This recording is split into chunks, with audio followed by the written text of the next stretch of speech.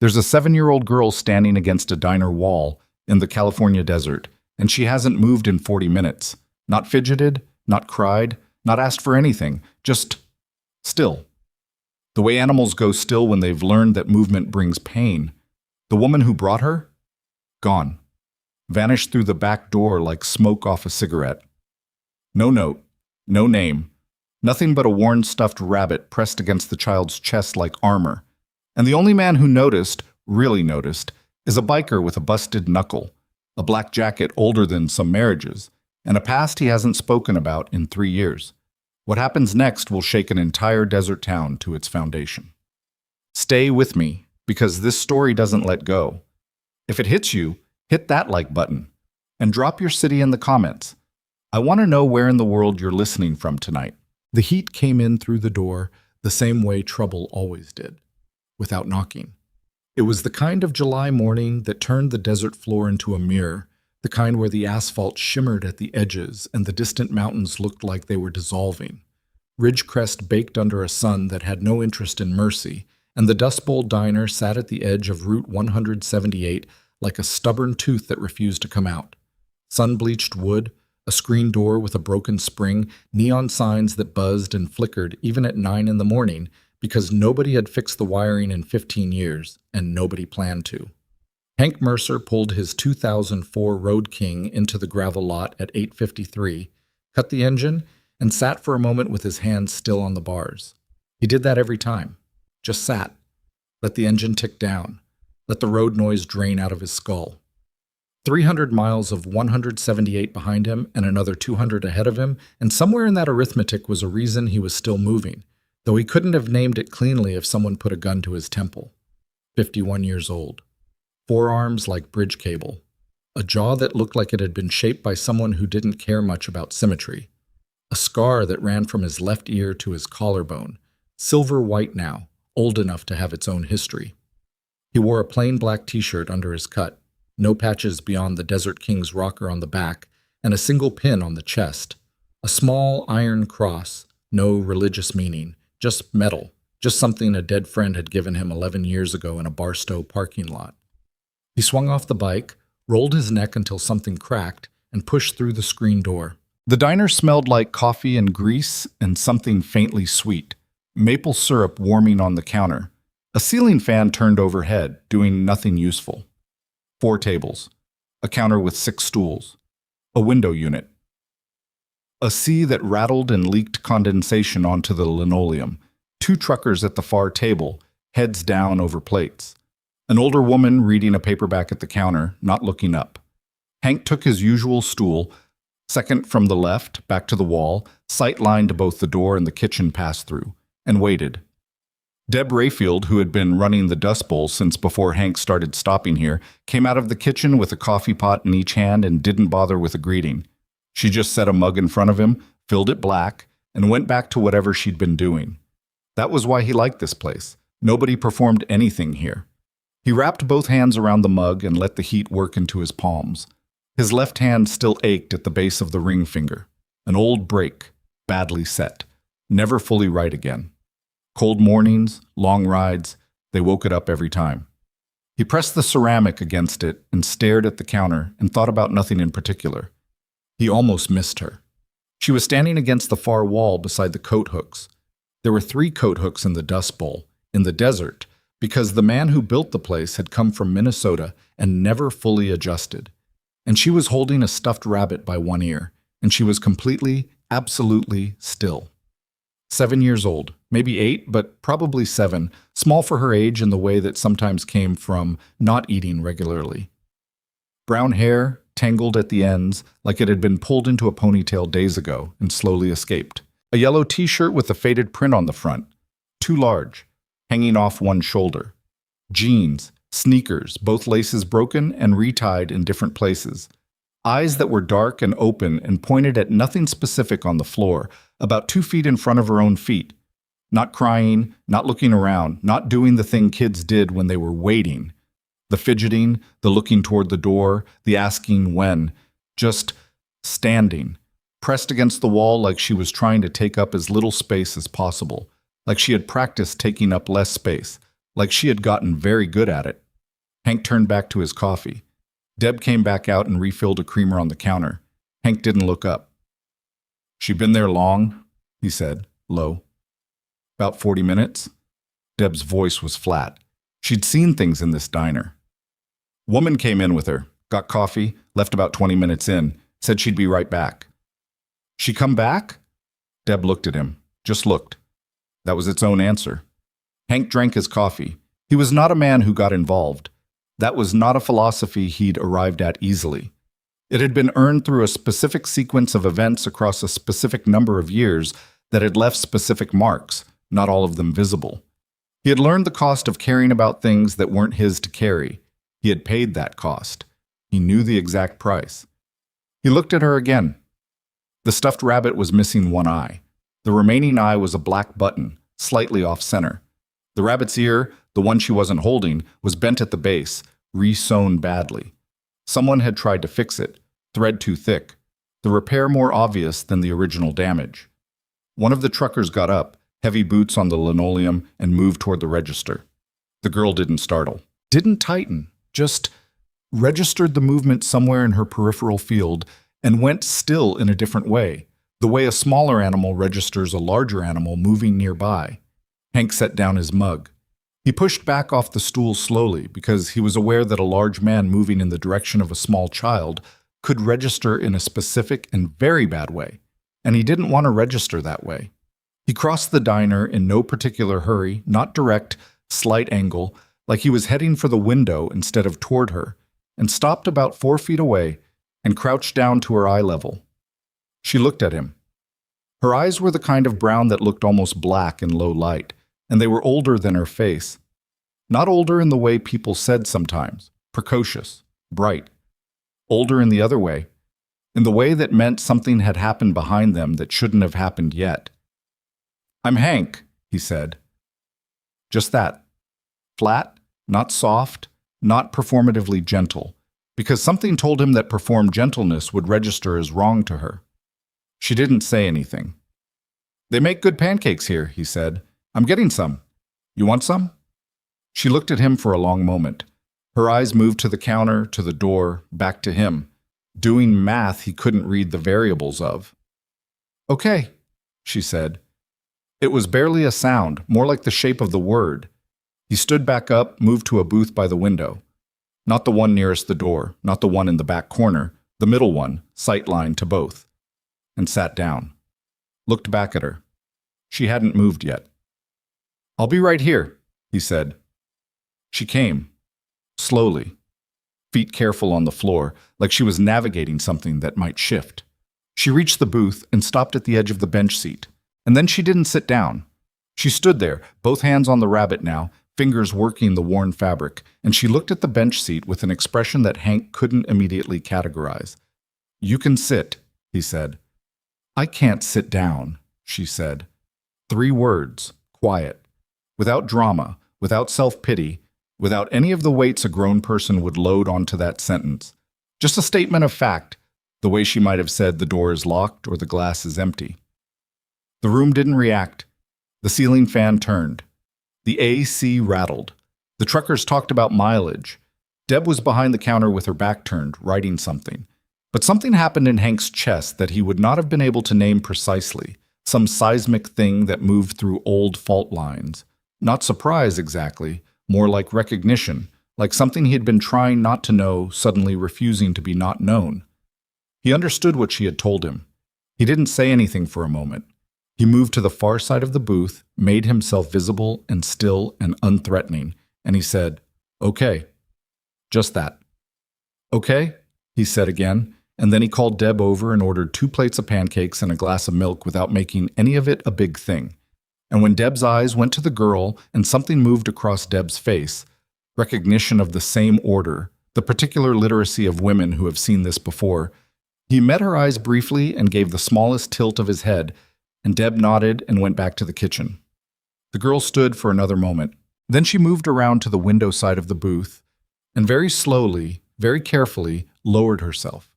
Not onto the bench, but onto her stomach on the bench, lying flat, knees up, rabbit tucked under her chin, facing out toward the diner floor.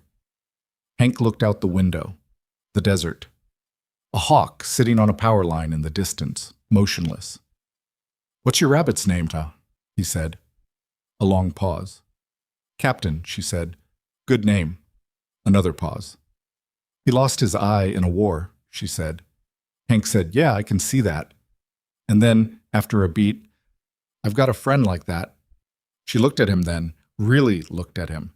The first time she'd looked at something with anything other than flat calculation behind it, and something small and uncertain moved across her face. Not trust. It wasn't trust.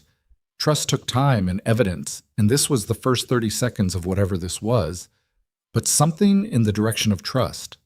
The way a compass needle swings toward north without being certain north is safe. Pancakes came. Hank ate his. She ate hers one small piece at a time, lying on her side, and she didn't spill anything, and she held the fork with the careful precision of someone who had learned to be precise about things that could be taken away. Deb refilled his coffee without being asked and set a small cup of hot chocolate at the edge of the table without comment, and when she went back to the counter, she picked up her phone, and Hank heard her voice go low, and he knew she was calling. Good. He had been about to do the same. He reached into his cut pocket, pulled out his phone, and stepped outside to the gravel lot. The heat came down hard. He stood with his back to the diner window and made the call. It rang 3 times. "Yeah." Dwight Calloway's voice was gravel and coffee and cigarette smoke.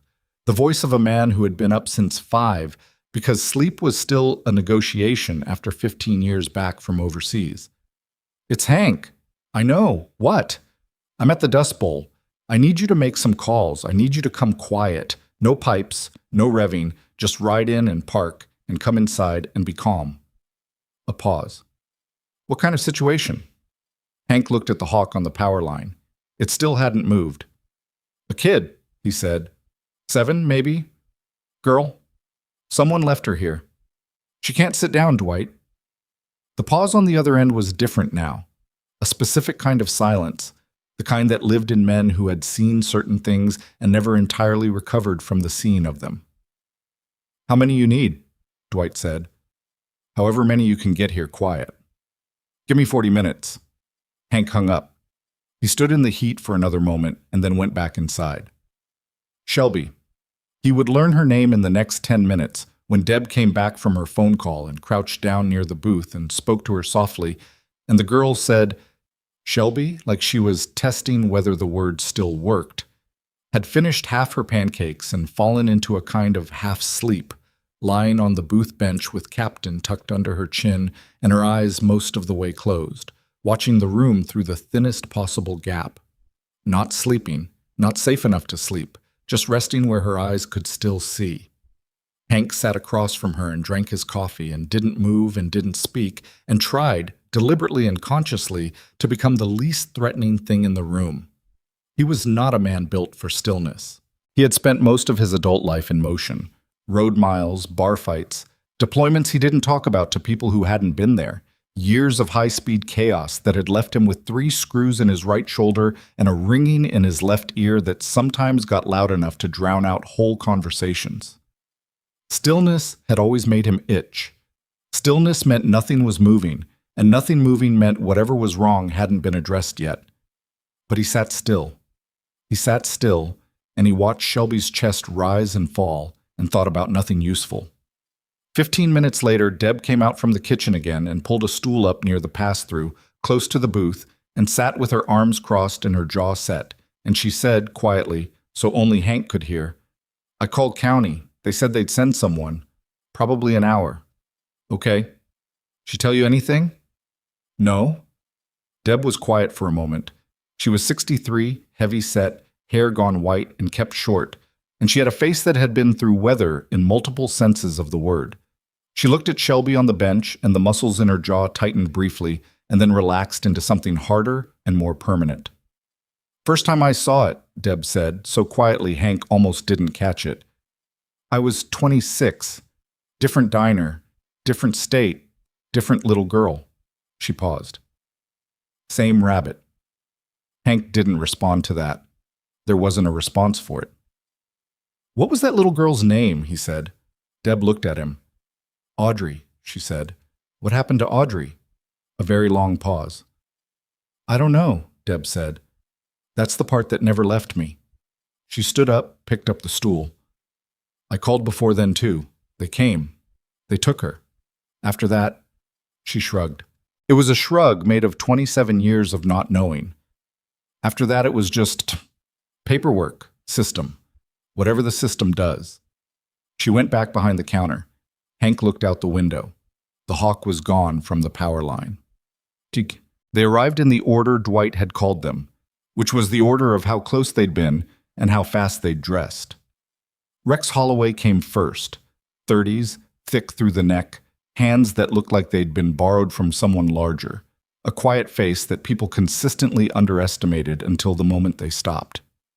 He'd been a combat medic in his second life and a motorcycle mechanic in his third, and somewhere between those two identities he'd arrived at a particular kind of calm that had nothing to do with things being okay and everything to do with things having been very far from okay and surviving that. He walked in, read the room in about 4 seconds, walked to the counter, sat down, ordered coffee, didn't look at the booth twice. Manny Rivas came next, and then Cutter, who went by Cutter for reasons nobody asked about anymore. And then 2 men Hank knew only by their road names, Swede and Patches, who had been on a run through the valley when Dwight reached them and had turned around without discussion. Each one came in quiet. Each one found a seat away from the booth. Each one ordered something and settled into the diner's particular geography the way stones settle into riverbeds, naturally, without demonstration. The Dust Bowl was not a large space. 6 bikers with Desert King's cuts in a diner that seated 16 changed the room's character. Not the temperature. The character. The way the air moved differently. The way the 2 truckers, who'd been settling in for second helpings, found reasons to pay their checks and leave, and did so without making eye contact with anyone, which was probably the smartest decision they'd made all week. But there was no aggression in the room, no posture. The bikers drank their coffee and talked between themselves in low voices and left a perimeter around the booth that was wide enough to be clearly intentional and unthreatening at the same time. Rex had positioned himself at the end of the counter nearest the booth, not hovering, not watching, just nearest. Shelby had come fully awake at the sound of the first Harley in the lot. She'd pushed herself upright, not sitting, supporting herself on her forearms like a kid doing a push-up partway. And she'd looked at the door with eyes that had gone very flat and very still, the calculation switching back on at full power. When Rex walked in and didn't look at her, something in her shifted. When Manny came in and sat at the far table and started talking to Cutter about nothing particular, something shifted again. When Sweet and Patches came through the door and the room filled up with leather and road-worn exhaustion and coffee, and the specific smell of men who had been riding in desert heat for hours, axle grease and sunscreen and sweat, and the faint undertone of cigarette smoke worn into jacket lining, she didn't freeze. She watched, carefully. But she didn't freeze. "They with you?" she said. Hank looked up from his coffee. "Yeah." She considered this. "Are they going to hurt someone?" The question was asked in exactly the same tone she'd asked him if he wanted regular or decaf when Deb had offered a coffee top-off 20 minutes ago. Level, functional, cataloging options. "No," Hank said. She looked at Rex, who was staring out the window, at Manny, who had both hands around a coffee mug and was looking at the table, at Cutter, whose eyes were closed, head against the wall, apparently resting. "Okay," she said, and lay back down on the bench. Hank let out a breath he'd been holding for a while. He got up and went to Rex. "She say anything about home?" Rex said, quiet, not moving his eyes from the window. "No."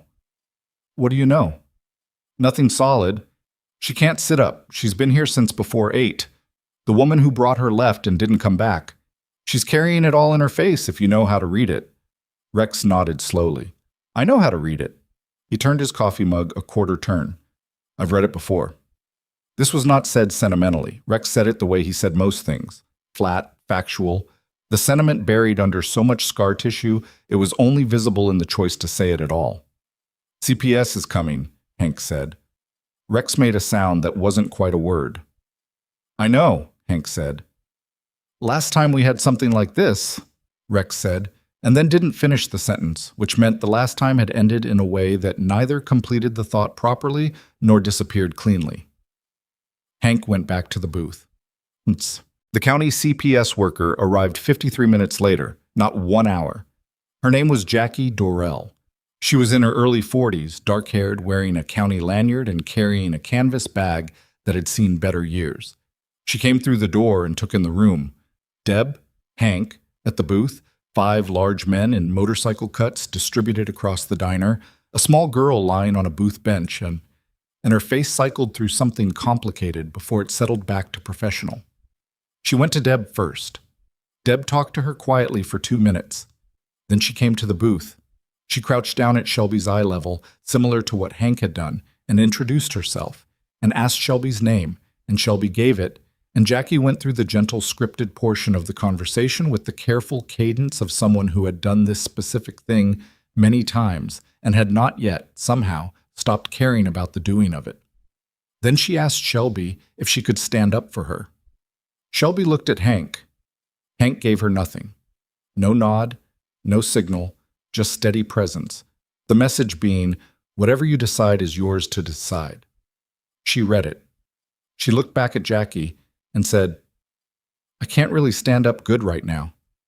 Jackie's face stayed composed, but her voice dropped half a register. Does your back hurt, honey? A pause. My whole backside, Shelby said. The room heard it. Nobody reacted visibly, but the temperature dropped about 10 degrees without the AC doing anything. Jackie looked up at Hank. He met her eyes. She held his gaze for a moment and then looked back at Shelby and said very quietly, Okay? That's okay, Shelby. Can I sit next to you for a minute? You can sit on Captain's side, Shelby said, which meant the other bench, which meant across the table, which meant the distance was still Shelby's to set. Jackie sat across from her. She opened her canvas bag and took out a small notepad and a box of crayons and set them on the table and didn't comment on them. Shelby looked at the crayons. Her hand moved toward them and then stopped. They're for you, Jackie said, if you want them. Shelby took the box. She turned it over once in her hands, reading the back, and then set it down beside Captain. Hank stepped back to the counter. Rex was already there. Needs a hospital, Rex said. Yeah. She going to go willingly? I don't know. She's been calmer than she should be, actually. Rex looked at his coffee. That's not calm, he said. That's somewhere past scared. You get far enough past scared, you stop looking like it. Hank knew he was right. He'd been that far past scared himself, once or twice. Knew what it looked like from the inside, like surface tension, like a glass filled exactly to the rim, where one more drop would change the entire condition of the water, and so you moved with absolute precision to prevent the drop. He looked back at Shelby. She had picked a blue crayon from the box and was drawing something on the notepad, still lying on her stomach. Slow, careful lines. Jackie was watching her draw and saying nothing, which was the right thing to do. Manny materialized at Hank's left elbow. Woman's name is Lorraine Tate, he said, quiet. I was outside on my phone. Deb had her plate number. I called in a favor. Car came back registered to Glenn Tate. Ridgecrest address. He paused. Glenn Tate has got a county record. Domestic, 2019. Charges dropped. Hank's jaw tightened. The woman that left her here, Hank said. That's Lorraine. Has to be. Manny set his coffee down. She's the mother. The word sat there. Hank looked at the door, the screen door with the broken spring, the desert outside white and still and merciless. The mother had walked out that door and not come back. That fact had a shape, and the shape of it was not simple. He'd spent enough years among people broken by things that should have held them together to know that the leaving wasn't only abandonment and the staying would have been worse. And both things could be true at the same time, and neither truth excused anything, and none of it helped Shelby. Where's Glenn Tate now? He said. Manny shook his head slightly. Unknown. Hank looked at his hands, looked at the scar on his collarbone. He had spent years building a wall between what he felt and what he did. That wall had cost him things. His marriage, his daughter, a version of himself that he'd wanted to be but couldn't maintain. The wall had cost him most of the things worth having, actually, And he'd built it anyway because without it, he'd done things he couldn't undo. And doing things you couldn't undo had its own cost, and at some point, you were just choosing between types of damage. But the wall was making noise right now. The wall was under pressure. "Don't," Rex said from his left. Hank looked at him. Rex was still looking at his coffee. "I know what you're thinking. Don't." "You don't know what I'm thinking. You're thinking about Glenn Tate's address and what you could do before the county sheriff gets there." Rex turned the mug again, quarter turn. "I've thought that thought. I know the shape of it. Don't." A long pause. "She needs us here," Rex said. "Not there." Hank looked back at the booth. Shelby was holding her drawing up for Jackie to see. From this distance, he couldn't make out what it was. Something with a big shape and some smaller shapes around it. Blue crayon on white paper. Jackie was looking at it with her face very still and very composed. He stayed at the counter. Eat. A sheriff's deputy came 20 minutes after Jackie. Name of Garrett, young, still wearing that particular layer of professional surface that hadn't yet been worn through by the job, though the edges were showing wear. He stood with his hat in his hands and talked to Jackie in the aisle and didn't approach the booth directly, which was either good instinct or good training, and either way was the right call. The bikers watched him come in and made no movements and said nothing and did not, crucially, leave. Garrett clocked them. His hand didn't go anywhere it shouldn't, which meant he was reading the room accurately. Presence without aggression, too many men who looked too tired to be performing anything. The specific body language of people who'd come because something mattered rather than because they wanted to make something happen. He caught Hank's eye. Hank met it. Garrett gave a very small nod.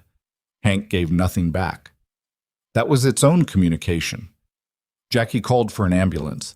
She made the call quietly, with her back to the booth, from the far end of the diner, but Shelby heard, "Kids always hear the thing adults are trying not to have them hear," and her head came up, and she looked at Hank with eyes that had gone flat again. "What's the ambulance for?" she said. It wasn't a question exactly, or it was a question that already had an answer inside it, the way some questions did. Hank came back to the booth. He didn't crouch down this time. He sat on the floor, back against the booth base, eye level with her where she lay. "They want to make sure you're okay," he said. She looked at him for a long time. "I haven't been okay in a long time," she said. Not self-pity, not asking for anything. Just a report, the way a weather station gives a reading. Something moved through Hank's chest again. He let it move. He didn't name it. "I know," he said. "That's what they're coming to help with." She was quiet. Her fingers moved over Captain's worn fur. "Will you still be here?" she said. And there it was. The question under all the questions. The one she'd been building toward since the moment he'd sat down on the floor beside her booth in the desert diner with nothing to offer except his own battered, complicated presence. Hank looked at the desert through the window. The heat, the distance, the weight of everything he'd walked away from, and everything he hadn't been able to carry, and everything in between. "Yeah," he said. "I'll be here." She turned Captain over in her hands, looked at the re-sewn ear, put one small finger on the thick, uneven stitching. "Who fixed his ear?" she said. "What?" She held up Captain. "His ear got hurt. Someone fixed it, but they didn't do it right." Hank looked at the rabbit. The thick-threaded repair, clumsy, clearly done by hands that weren't made for delicate work. Big hands, working hands, someone who'd tried because it mattered to try. "I don't know," he said. "Who did?" She was quiet for a long moment. "My mom," she said. "She tried to fix it." And that was all she said about that. She set Captain back down beside her chin and went quiet, and Hank stayed on the floor, and the ceiling fan turned, and outside the ambulance was still 15 minutes away, and somewhere out in the Ridgecrest desert, Glenn Tate was still somewhere unknown, and Lorraine Tate had walked out a screen door and not come back, and the Desert Kings were in a booth and at a counter drinking coffee they didn't particularly need, and Hank thought about a name, his daughter's name, a name he hadn't said out loud in 3 years, a number he had not dialed, a birthday he had noted on a calendar and let pass without a call, because the last time he'd called it had gone the way it always went, badly, correctly, in ways he could not argue with. And he had decided, in the specific and catastrophic logic of his own emotional architecture, that the kindest thing he could do was go silent. He thought about that decision now, sitting on a diner floor in the California desert, watching a 7-year-old girl hold a rabbit with a badly repaired ear. The kindest thing. He was not sure right now that the math had been right. That the paramedics came. 2 of them, professional, moving the way people move when they're containing their reaction. Deliberately, efficiently, with that particular economy of motion that means the situation has registered and the registration is being managed. They spoke to Jackie first, then to Shelby. And then one of them, the woman, younger, with tired eyes and a voice that had learned to be gentle the hard way, asked Shelby if she could take a look at her back, and Shelby didn't answer for a long moment, and then she looked at Hank. He was still on the floor. He looked back. "I'm right here," he said. Shelby turned back to the paramedic. "Okay," she said. What happened next took about 90 seconds. In those 90 seconds, the diner became a different room. Hank stayed on the floor and looked at the window and did not look at what was being documented because he didn't need to see it to know what it was, and because looking would have done nothing useful except feed something in him that didn't need to be fed. The ceiling fan turned. The AC rattled. Deb behind the counter had her hand over her mouth. Garrett by the door had gone very still, a stillness that was different from the biker's stillness. Tighter, the stillness of someone deciding what they were going to do next and working to make sure it was the right thing. Rex, at the counter, had turned his back to all of it, facing the wall, both hands flat on the counter, not moving. When the paramedic finished, she said something quiet to Jackie, and Jackie wrote something in her notebook, and then the woman came and crouched near Hank. "She's going to need to come with us," she said. "I know." "Are you family?" "No." A pause. "She's asking for you to ride in the ambulance." Hank looked at her. "I'm not family," he said again. "I know," she said. "She's still asking." He stood up slowly. His knees were 45 minutes older than they'd been when he'd sat down. He went to the booth. Shelby was on her stomach still, Captain under her chin, looking at him with the same flat calculation that was, he was beginning to understand her version of trust. Not warmth, not openness, but the offering of the calculation itself, the willingness to let him see the arithmetic running behind her eyes. "They're going to take you somewhere and help your back feel better," he said. "I know," she said. "I can come if you want." She considered it. The ceiling fan turned twice. "You said you'd stay," she said. "Yeah." "Does staying mean coming in the ambulance?" He thought about it honestly. "If that's where you are," he said, "then that's where I stay." She turned Captain over once. "Okay," she said. The Desert Kings did not leave. Hank went in the ambulance, and the Desert King stayed at the Dust Bowl diner, and Deb made a fresh pot of coffee, and nobody talked much. And at some point, Dwight Calloway arrived, last because he'd been the farthest, and walked in and read the room, and Rex told him what there was to tell. And Dwight sat down and put his coffee in front of him and stared at the table for a long time. Dwight was 62, 2 tours, 2 knees full of metal, a face like a topographic map of bad decisions made for good reasons. He'd founded the Desert Kings out of a garage in Barstow after getting back from his second tour and realizing that the only people he could talk to without wanting to climb out of his own skull were the other men who'd been where he'd been. It had grown from there, the way things grew that were meeting a real need. Organically, stubbornly, without a plan. He looked at the yellow t-shirt Shelby had left on the booth bench. She'd taken Captain, but left the shirt for reasons that hadn't been explained. "How old?" he said. 7, Rex said. Dwight looked at the shirt. "Glenn Tate," Manny said. He slid a piece of paper across the counter. He'd written down the address. Dwight looked at the paper. He looked at it for a long time. Then he folded it in half and put it in his cut pocket and picked up his coffee and said, "When does Hank get back?" "Few hours, probably." "Then we wait." Nobody argued. Outside, Route 178 shimmered in the July heat. A truck passed and the diner windows vibrated briefly and went still. The neon sign above the door buzzed, and somewhere in the desert, in a direction nobody had named out loud yet, Glenn Tate was still unknown, still loose, still the specific kind of wrong that didn't show up on a traffic stop and didn't announce itself until it was already too late. And in a county hospital 15 miles east, Hank Mercer was sitting in a plastic chair in a hallway outside a room where a doctor was taking photographs and a 7-year-old girl was holding a one-eyed rabbit. And, for the first time in what might have been weeks or months or longer than anyone could accurately measure, was not alone. Dwight put down his coffee. "I'm going to make some calls," he said. "To the chapter. All of them. Annual gatherings in 4 days." He paused. "I want every man who can make it here." Rex looked at him. "Why?" Cutter said. Dwight was quiet for a moment. Then, "Because 300 bikers standing still is louder than 300 bikers making noise," he said. "And this child is going to need to hear something loud." Nobody asked what he meant. They already knew. Bashab. What nobody knew yet. What wouldn't come out for another 6 hours. When Jackie Dorrell sat down with Lorraine Tate in a county office with a recording device on the table between them, was why Lorraine had chosen the Dust Bowl Diner specifically.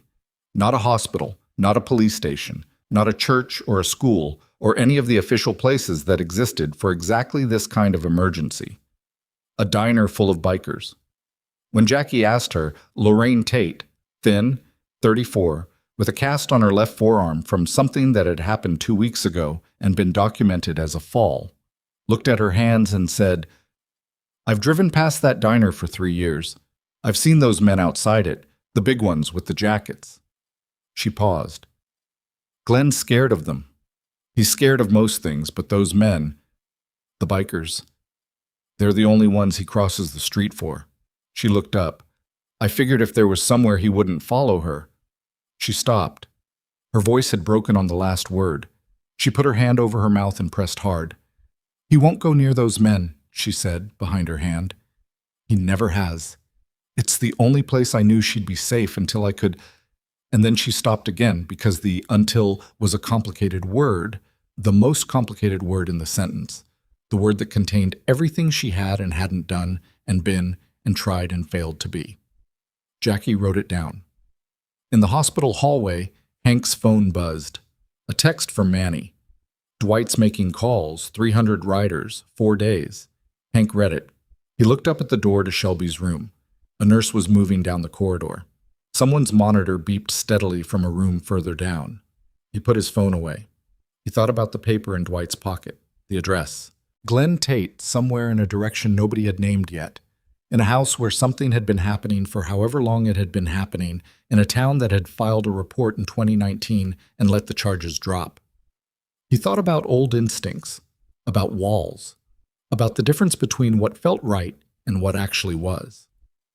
He was still thinking about it when the door opened and the doctor came out and said that Shelby was asking for the man who'd ridden in the ambulance, and Hank stood up and went in. She was in the bed, on her stomach, captained beside her pillow. She looked small against the white sheets. The overhead fluorescence made everything look washed out and administrative. But she looked at him when he came in and something, not a smile, not yet, something earlier than a smile, something that existed in the phase before, crossed her face. "You're still here," she said. "Said I would be," Hank said. She turned Captain over. "Is Glenn going to know where I am?" she said.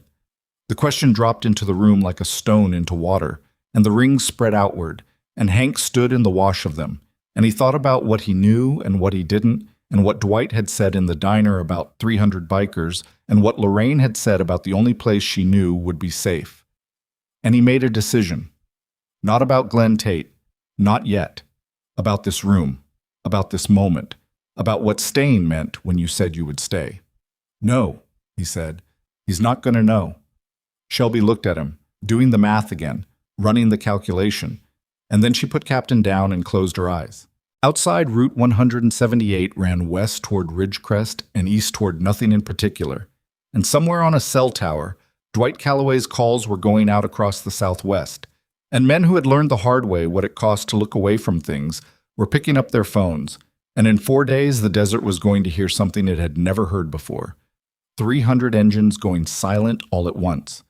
But that was 4 days away. Right now there was only this: a man who didn't know how to staying, and a child who had forgotten what safety felt like, running the math on it one more time. The hospital had a particular smell at night: antiseptic, and old coffee, and the specific staleness of recycled air that had been breathed too many times. And Hank had been sitting in it for 4 hours when Rex arrived. He heard the boots before he saw the man. Rex walked a certain way. Deliberate, flat-footed, the walk of someone who had learned in loud environments to move without unnecessary sound and had never unlearned it. The boots were the one thing that gave him away: leather soles on linoleum, a rhythm as familiar to Hank as engine noise. Rex came around the corner of the corridor and stopped. He looked at Hank in the plastic chair. He looked at the closed door to Shelby's room. He sat down in the chair next to Hank without being invited and without asking anything. They sat in silence for a while. "Dwight's getting pushback," Rex said finally. Hank didn't look up. "From who?" "Cutter, Swede. 2 or 3 of the Victorville guys." Rex turned his coffee cup. He'd brought 2, set one on the empty chair beside Hank without comment. A quarter rotation, clockwise. "They want to know why we're sitting in a hospital and a diner while Glenn Tate still got his teeth." Hank picked up the coffee. It was gas station, burnt at the edges, lukewarm already. He drank it anyway. "What did Dwight say?" "Dwight said what Dwight says. Club business gets settled in the room, not in parking lots." Rex paused. "Then Cutter said the room was 40 miles away and Glenn Tate wasn't."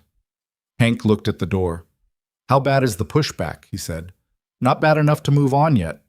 Bad enough to get worse if nothing changes in the next 12 hours. Rex drank his coffee. "These are men who've been sitting on something all day. You know what that does." He knew. He'd felt it himself. That particular pressure behind the sternum, the one that built when you were in proximity to something wrong, and the right tools were in your hand, and the only thing stopping you was a decision. That pressure had its own gravity. It pulled on men who had spent years learning to act rather than wait, men whose operating logic had been shaped by environments where waiting meant someone died. The Desert Kings were not criminals.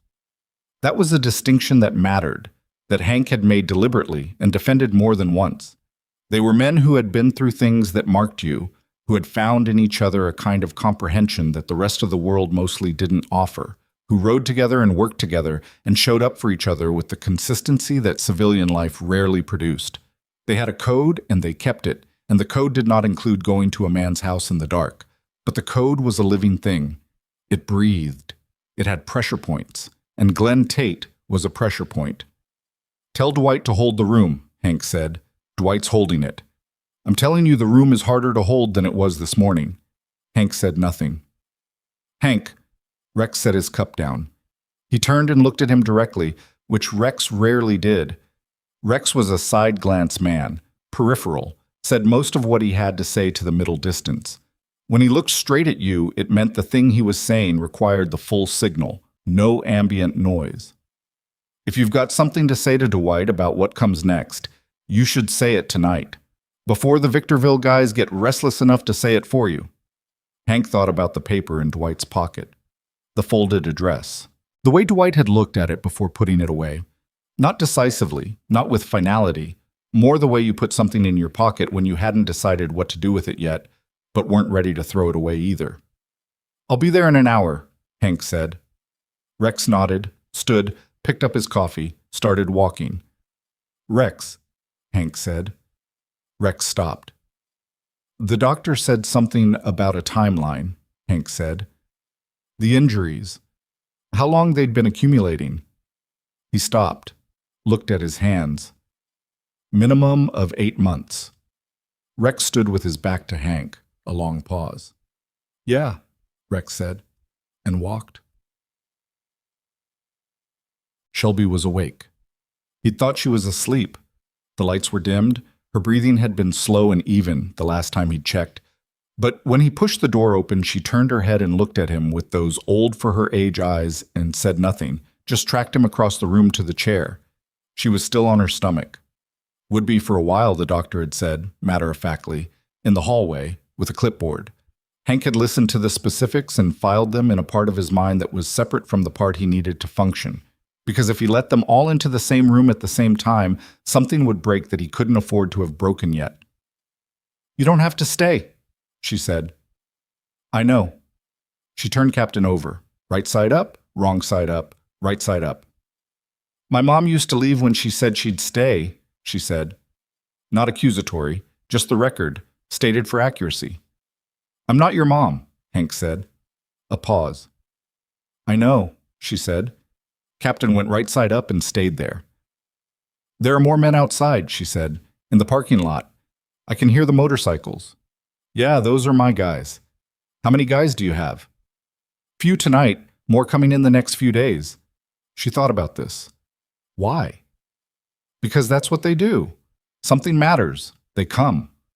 She was quiet for a moment. Then, does it scare people? A lot of men on motorcycles? Hank considered the honest answer. "Sometimes," he said. "Does it scare Glenn?" The name landed in the room. First time she'd said it to him directly. He kept his face even. "Probably," he said. She didn't say anything else about it. She put her chin on her arms and looked at the window, which showed nothing, just the reflected room. The two of them, the monitors, the beige walls, the dark glass. "When I go somewhere," she said very quietly, "will I have to go back?" "No," he said. "How do you know?" "Because people know now," he said. "Enough people. The right kind." She looked at the reflection in the window. "People knew before," she said, and there was nothing to say to that. He didn't try to say anything to it. He sat with it in the room the way it deserved to be sat with, without deflection, without comfort that wasn't earned, without the reflexive need to cover the wound with a cleaner story than the one that was true. After a while, her breathing slowed and evened out, and this time she was actually asleep, Captain tucked under her chin, one hand curled loosely at the edge of the pillow. Hank sat for another 10 minutes. Then he got up, left the nurse his cell number, and went out into the night. The Desert Kings had taken over the far end of the hospital parking lot the way they took over most spaces. Not aggressively, just completely. The presence so consistent and so settled that it reconfigured the geometry of the place. 7 bikes in a row under the sodium lights, men standing or sitting on the concrete barrier at the lot's edge, cigarette smoke drifting in the dry desert air. Dwight was leaning against his Road King with his arms crossed and his eyes on the middle distance. He watched Hank cross the lot and didn't change his posture. Cutter was there. He was pacing, small loops, 5 feet, turn, 5 feet. The physical vocabulary of a man with too much energy for the available container. Mid-40s, built square, with a jaw that looked like it had been designed for impact and a pair of hands that had put holes in things that hadn't deserved to be whole. He'd been a Marine before, and a Desert King after, and in between there had been a period nobody discussed directly, something involving a custody dispute and a man who had regretted the dispute and a set of circumstances that had been handled quietly and never formally. He stopped pacing when Hank arrived. "About time," Cutter said. "Easy," Dwight said. "I'm easy," Cutter said. His voice said otherwise. "I've been easy all day. I've been sitting in a diner drinking coffee and being easy while a man who did what that doctor described is somewhere in this county doing whatever he feels like." He looked at Hank. "You got a plan that doesn't involve more waiting?" Hank lit a cigarette. He hadn't smoked in 18 months. He'd found a pack in his cut pocket from before the quit, and he lit it and took a long drag and let it out and said, "Yeah." Cutter waited. "We do this right," Hank said. "We do it in a way that sticks." "What that means," Cutter said, "when a man says we do this right, is we don't do anything useful." "What it means," Hank said, "is we don't blow the case. We don't give his lawyer a gift. We don't give him one single thing to point at when he's standing in front of a judge." He took another drag. "You put him in a hospital. He's a victim. You touch anything in that house, evidence gets complicated. You do anything that looks like intimidation, suddenly we're the story and he's not." A silence. "She's 7 years old," Cutter said. "I know how old she is," Hank said. "Then you know what 8 months means." Hank smoked and said nothing. I did 2 tours, Cutter said. His voice had changed, dropped out of the combative register into something flatter and older. I came home and my sister had a little girl, and that little girl is 9 years old and calls me Uncle Ray, and I taught her to ride a bicycle in her driveway last Easter. He stopped. The pacing had stopped completely. He was very still. 8 months, Hank. In the same house. In the same rooms. The sodium lights hummed. Someone's bike ticked in the heat cool. I know, Hank said. Then tell me why I'm standing in a parking lot. Hank looked at him. Really looked. Saw under the anger to the thing below it. The thing the anger was architecture for. Not rage exactly.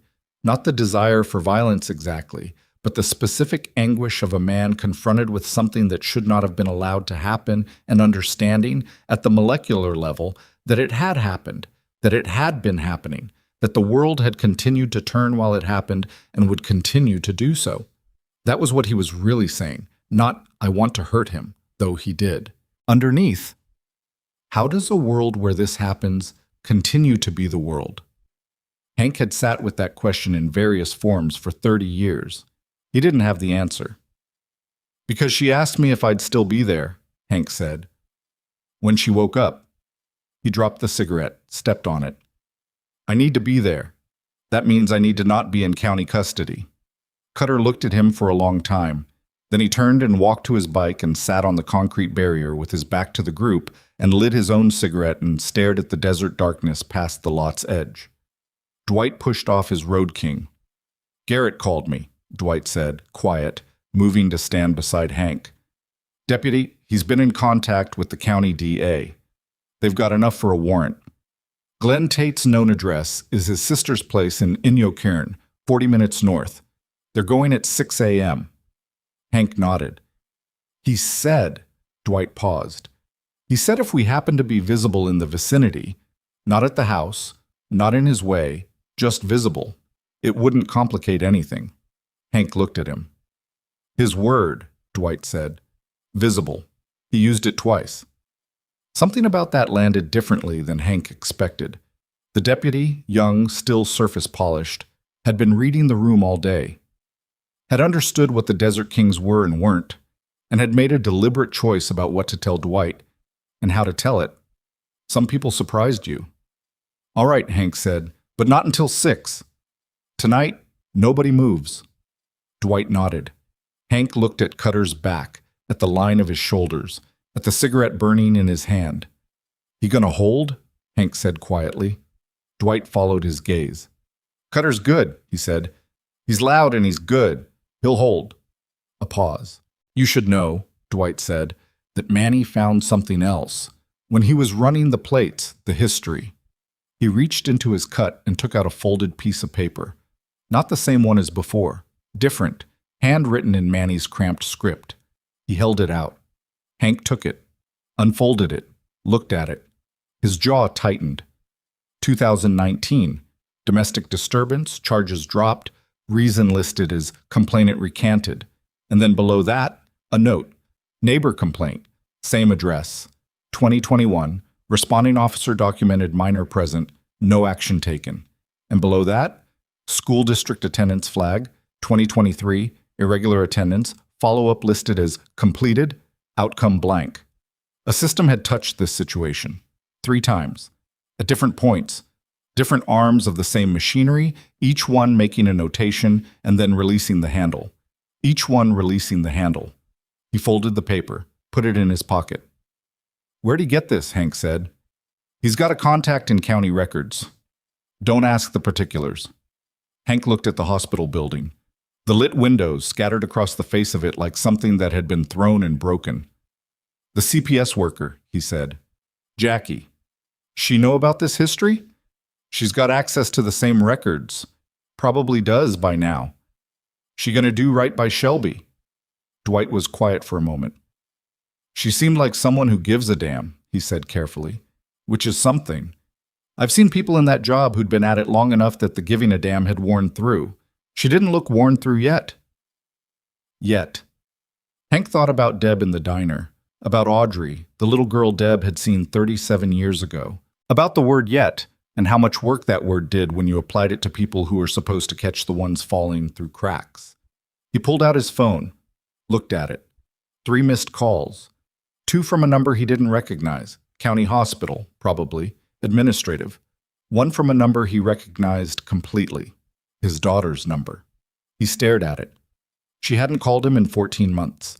Not since the last conversation, which had ended the way their conversations ended, with her voice going very controlled and very cold, the coldness that was a child's learned response to a parent's particular kind of absence.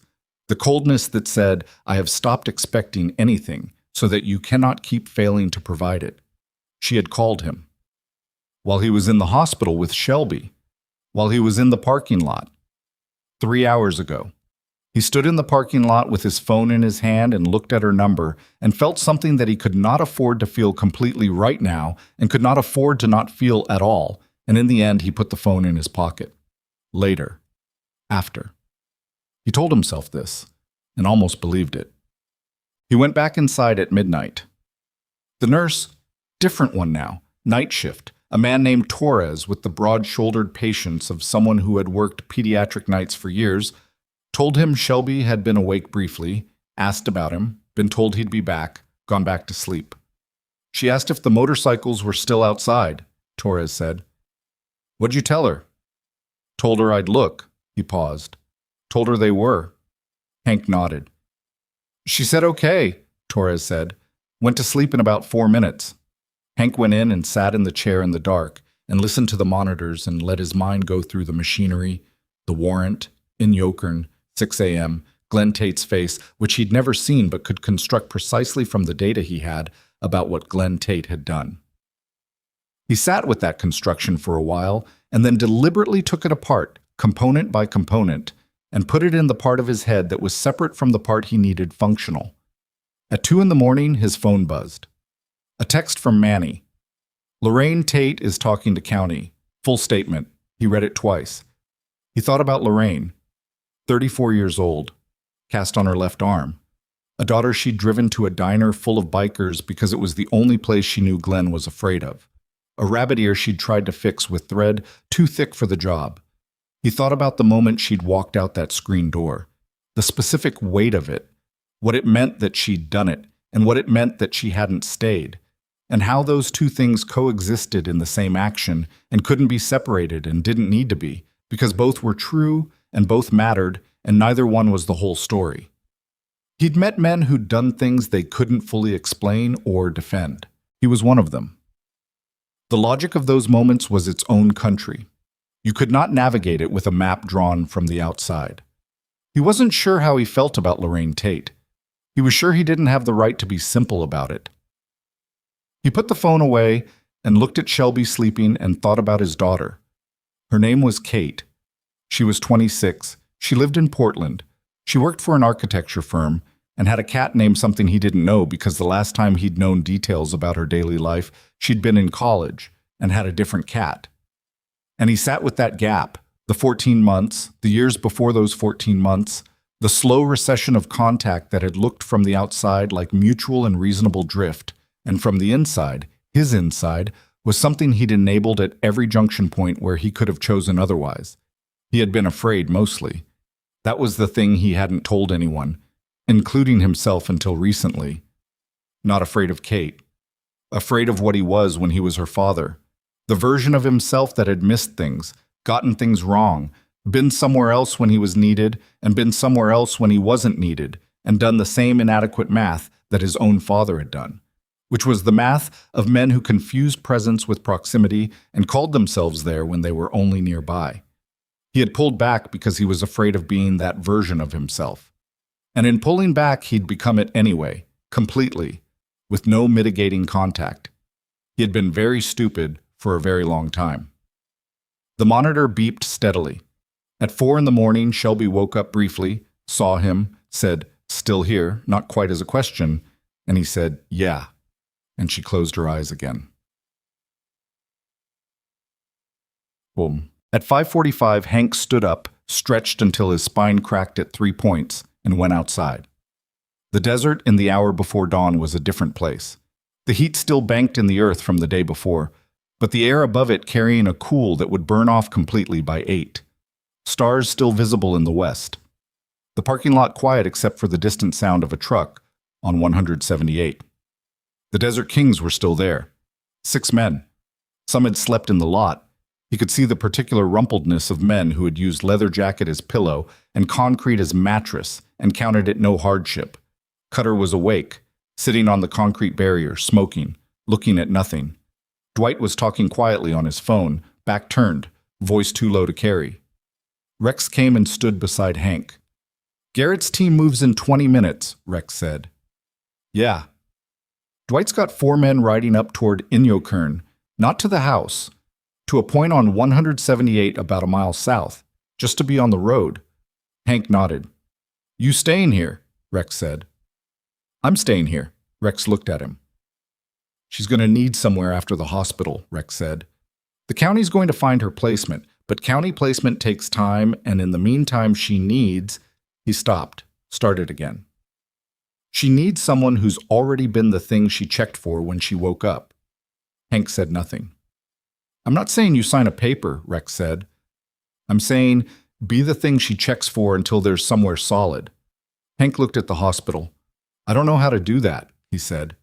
Not self-pityingly, just as an operational assessment. "Nobody knows how to do it before they do it," Rex said. "That's not actually a disqualification." Hank thought about this. "Rex," he said. "Yeah, you've done this before?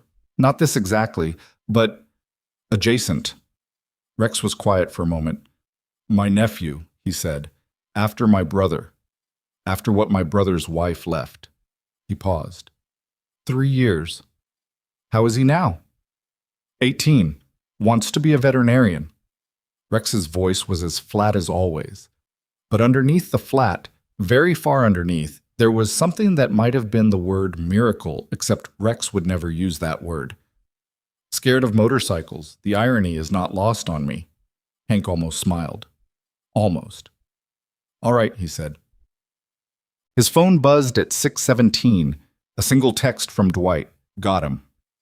Hank read it, put his phone in his pocket, leaned against the hospital wall in the pre-dawn cool and breathed. He thought it would feel like something. He thought the text would release something. It didn't.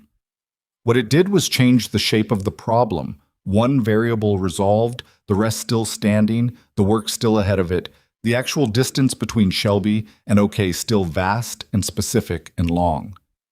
He went back inside. Shelby was awake. She was on her stomach looking at Captain, turning him over in her hands, doing the things she did when her mind was running something. She looked up when Hank came in. "I heard motorcycles go by," she said. "A little while ago, loud, then quiet." "Yeah." "Where'd they go?" He considered. She was 7. She had already demonstrated a capacity for accurate information processing that outstripped a lot of adults he'd known. She had also, as of yesterday, been through more raw truth than most people encountered in years. "They went to make sure something was being handled," he said. She looked at him. "Glenn," she said. "Yeah." She turned Captain right side up, left him there. "Is he going to come here?" she said. "No," Hank said. "He's not." She looked at him. Long calculation, variables checking out. "Okay," she said. A nurse came in with a breakfast tray. Small, institutional, a miniature box of cereal, and a container of orange juice and a banana. Shelby looked at it with the specific assessment of someone who had learned not to assume food was reliable. Then she picked up the cereal box and read the back and opened it. Hank sat down. "I drew something last night," she said, "when you were outside." She reached under her pillow and pulled out the notepad Jackie had given her, held it out. He took it. A drawing in blue crayon. A large shape. Not a building exactly, more like an open structure, lines suggesting walls without closing them in. Around it, scattered but clearly intentional, smaller shapes, circles maybe, or heads. And in the middle, drawn with more care than the rest, a small shape that was clearly a person, and beside it a shape that was clearly a rabbit. Around the edges of the paper, covering the margins entirely, she'd drawn lines that converged toward the center. Not bars, not a cage. More like motion lines, like everything was moving toward the middle. "What is it?" he said. "Everyone coming?" she said. "To one place." She pointed to the large shape. "That's the house. That's where I'm going to live." She pointed to the scattered shapes. "Those are the motorcycles." She pointed to the small figure in the center. "That's me." She pointed to the lines converging from the margins. "Those are the people coming," she said. "They're not there yet. They're still coming, but they're coming." He looked at the drawing for a long time. He had been in the military. He had been in the Desert Kings for 11 years. He had seen men hold together under pressure and fall apart under less. He had seen courage in its technical, operational form, the kind that could be measured in action, in outcome. He had not, in any of that, felt quite what he felt looking at a 7-year-old's crayon drawing of people still in motion, still coming, not arrived yet, but coming. He handed it back. "That's a good drawing," he said. She put it back under her pillow. "Hank," she said. "Yeah." "Do you have kids? Do you?" The question arrived without warning, the way her questions did. Flat, without preamble, slotted into the conversation at the point where it had become relevant to her own internal processing. He looked at the window. "A daughter," he said. "Where is she?" "Portland." "Is that far?"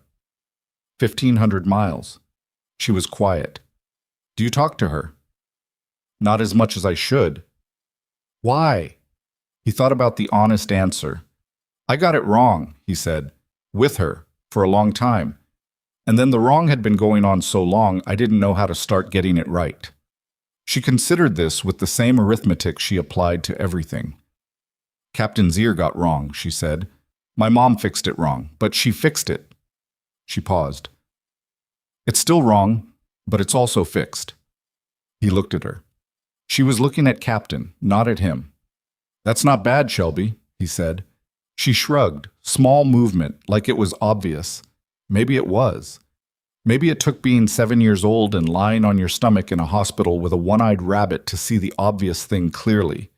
He pulled out his phone. He looked at Kate's number. His heart was doing something complicated in his chest. He had been managing it badly for years, this particular complication. He was not sure he knew how to do it differently. He was not sure the not knowing was the same thing as being unable. He was not sure. He put the phone back in his pocket. Not here, not with Shelby watching, not like this, in a hospital at 6 in the morning with 3 days of road dust and poor sleep in his system, because if he was going to do it, he needed to do it right. And right meant something, and something needed room. He would. He would do it. That was a different thought than the thoughts he'd been having for 14 months. He noticed the difference. At 8:30, Jackie Durrell arrived. She came in with her canvas bag and her county lanyard, and the particular expression of someone who had been working for 24 hours on 4 hours of sleep, and had not yet reached the point of diminishing returns because the thing they were working on hadn't allowed it. She went to Shelby first. She sat on the edge of the bed, the part not occupied, and talked to her for 15 minutes while Hank stood outside the door. He couldn't hear the words clearly. He heard Shelby's voice occasionally, short responses, and once a longer one that went for what might have been 30 seconds, which was long for Shelby. Jackie came out and pulled the door mostly closed and looked at Hank. "Glenn Tate is in county custody," she said. "Arrested at 6:08 this morning. The DA is filing today. He's not getting bail." She paused. "That's not a promise. That's what I'm being told, and I'm telling you." "Lorraine," Hank said. Jackie looked at him carefully. "She gave a full statement. Took about 4 hours last night." A pause. "She's been living with what Glenn Tate is for 6 years. The statement took 4 hours because there was 6 years of it." Hank said nothing. "She's in a county program," Jackie said. "Safe housing, support services." She asked about Shelby. Another pause. "I told her Shelby was okay. I didn't tell her where." "Is that Shelby's call?" Hank said. "Eventually." "Eventually, yes." Jackie looked at the door. "I'm going to be honest with you. The county system is going to find Shelby a foster placement within the next 72 hours. It's going to be someone vetted and appropriate and probably in the system for years and genuinely trying to do right." She turned back to him. "It's It's also going to be a stranger, in a house Shelby's never seen, with people she doesn't know. Hank looked at the door. Is that a question? He said. It's a situation, Jackie said. I'm describing the situation. He looked at her. You're a single man with a criminal record, she said evenly. 2 counts of assault, 2009 and 2014. I looked you up. I'm going to look up everyone involved with this child. She kept her eyes on his. The 2009 was a bar fight where the other party was later charged with aggravated assault on 3 other people. The 14 was... She stopped. The 14 was something I'd probably describe differently if the child in question had been mine. She let that sit. I'm not a social worker who looks at a thing and pretends it's not a thing, she said. I'm also not a social worker who pretends context doesn't exist. She reached into her bag and pulled out a business card and held it out. You want to be something for this kid besides the man who sat with her in the diner, you call me. We do it with paperwork and honesty and in a way that holds up. He took the card. And the bikers in the parking lot, she said. They're not going anywhere, he said. Jackie almost smiled. It was the kind of almost smile that lived in people who had seen enough of the worst things to recognize the rare appearance of something that wasn't. Good, she said, and walked down the corridor. Hank looked at the card, looked at the door. He thought about what he was, what he'd been. The 11 years in the Desert Kings and the years before that, the tour and the 2 reconstructive surgeries and the marriage that had held for 8 years and then hadn't, and Kate at 12 looking at him from across a kitchen table with something in her face that he hadn't been able to hold. He thought about what Rex had said. Nobody knows how to do it before they do it. He pushed the door open and went in. Shelby was eating the banana from the breakfast tray. She'd already finished the cereal. She looked up at him. The lady said I'm going somewhere new, she said. Yeah. She said I'd meet people. Yeah. She chewed, looked at Captain. Will the motorcycles know where I am? She said. Yeah, he said. I'll make sure. She thought about this. Okay, she said. He sat down in the chair. The monitor beeped. Outside somewhere, Route 178 was filling up with the day's traffic, trucks, and commuters and people who had slept in their beds and would sleep in them again tonight, who did not know what the Dust Bowl diner had held yesterday morning and what it had set in motion. The desert was doing what the desert always did, absorbing everything, giving back nothing, keeping its own record in a language that required a certain kind of damage to read. His phone buzzed. Manny. Dwight wants everyone tonight. Victorville crew is here. 3 more chapters coming in tomorrow. Annual gathering moves to full session. He read it. And then another text, 30 seconds later. Not Manny, not Dwight. A number he knew. Kate's number. 4 words. Dad, can we talk?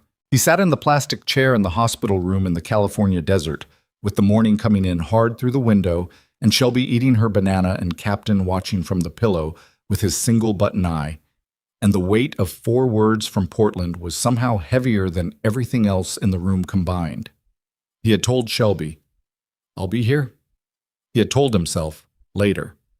Later had arrived faster than he'd expected, and it had arrived wearing a sentence he hadn't heard in over a year, and his hands were not entirely steady when he typed back the 3 words that cost him more than anything he'd done since he sat down on a diner floor and looked at a 7-year-old who had learned to take up less space. He typed, yes, tonight. He put the phone in his pocket.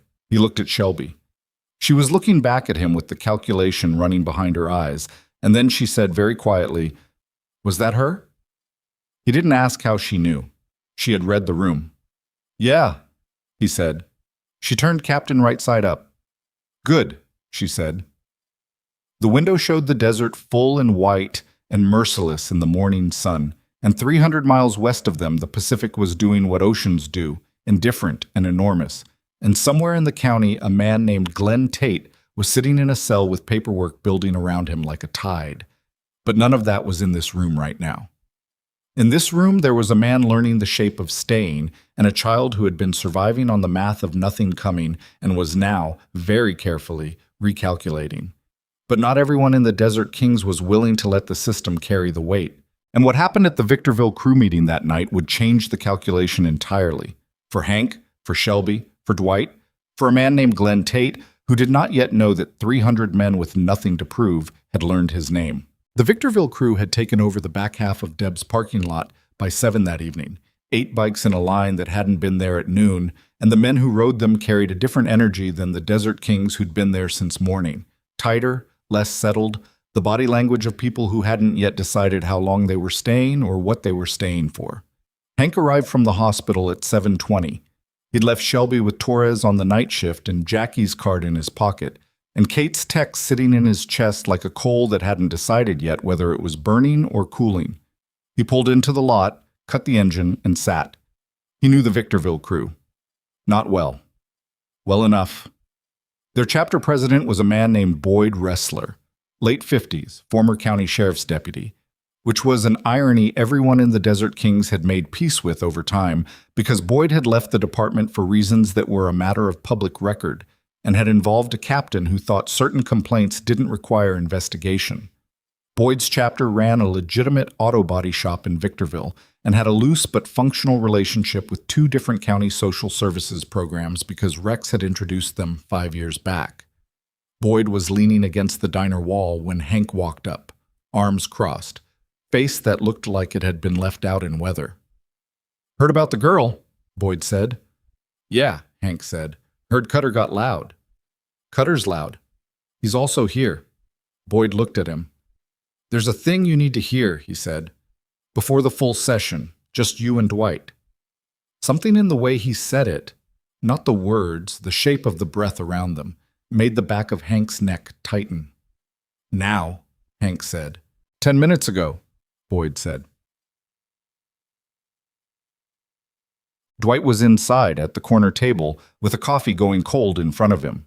Deb had locked the front door and turned the closed sign over and was behind the counter doing nothing useful, the kind of nothing useful that meant she was staying within earshot. Boyd sat down. Hank sat down. Dwight looked at Boyd. "Tell him," Dwight said. His voice was flat in a way that meant something had already moved through him and settled into a different layer. Boyd put both hands on the table.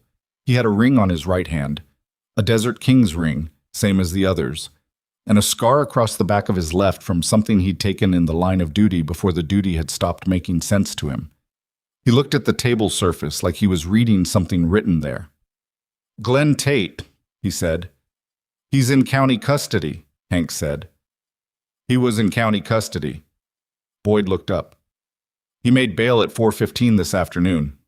The room didn't move. Hank heard his own breathing. He heard the ceiling fan.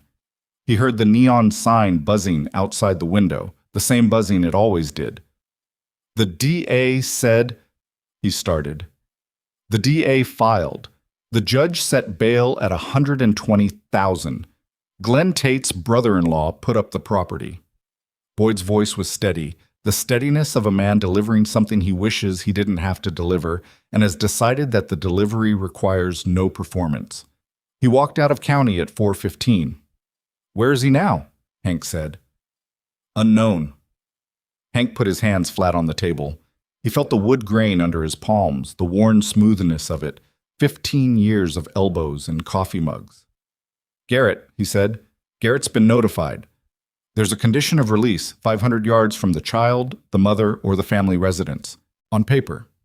Boyd paused. "On paper. On paper." Hank looked at Dwight. Dwight's face had not changed. It was the face of a man who had already done the math on this, all the math, and had arrived at a figure he didn't like and was now deciding what to do with it. "There's more," Boyd said. Hank looked back at him. Boyd reached into his cut and put a folded piece of paper on the table, different from Manny's handwritten note. This was a printed page, something downloaded, edges straight. "My contact in county records," he said. "Same one Manny used. When I heard about the bail, I asked her to go deeper." He tapped the paper. "Glenn Tate's not his name." Silence. "His name is Glenn Tarver. He changed it legally in 2017, before he came to Ridgecrest. Before Lorraine." Boyd opened the paper slowly. "Glenn Tarver, Bakersfield, 2015, convicted of child endangerment, 22 months served, released 2016, parole violation 2017, warrant issued, never served." He looked up. He moved to Ridgecrest, changed his name, and the warrant in Kern County is still open because the two county systems never talk to each other. The ceiling fan turned. Hank was very still. The 2019 domestic report, Hank said, filed under Tate. Nobody ran the cross-check. The 2021 neighbor complaint. Same. The school district flag. Boyd looked at him. Under Tate. Different database. Hank pushed back from the table. Not violently, slowly, like a man creating distance from something he needs to not be next to for a moment. He stood up. He went to the window and looked out at the parking lot, at the bikes in the sodium light, at the desert beyond. 8 months. The number was in him like a splinter, not sharp exactly, just present, always finding the nerve. 8 months as Glenn Tate. 2 years before that as Glenn Tarver. Before Ridgecrest, before Lorraine, before Shelby. A man who had been moving between counties and identities and systems that didn't speak to each other, leaving damage behind him, moving on, beginning again somewhere that didn't know the last somewhere. And a system that had touched the situation 3 times and released the handle 3 times. Not because anyone had failed to care exactly, but because the machinery had been built with gaps, and the gaps were the right size for a man who knew how to find them. He thought about Jackie Dorrell and her canvas bag, and her tired eyes, and the 20 years behind them. He thought about Audrey, the girl Deb had called about 37 years ago. The outcome listed as completed, blank. He thought about Shelby in a hospital bed saying people knew before.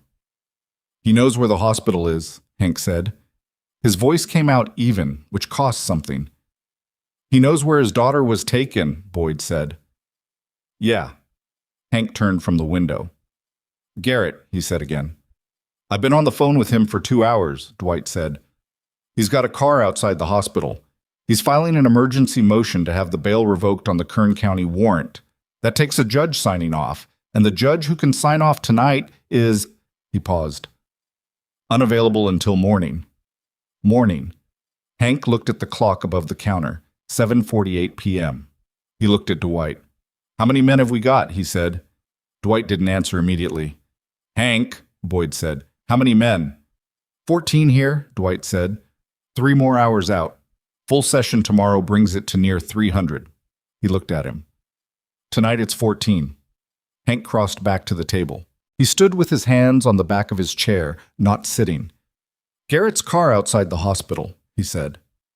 1 car? 1 car, 2 deputies.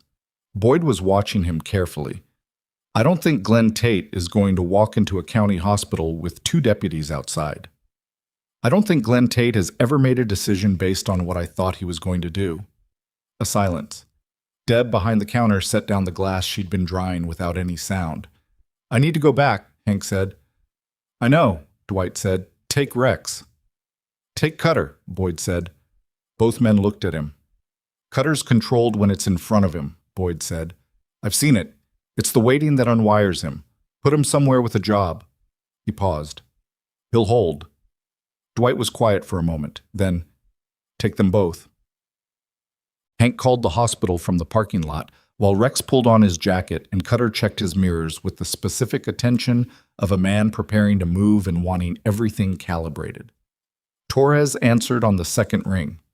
She's asleep, Torres said. Same as when you left.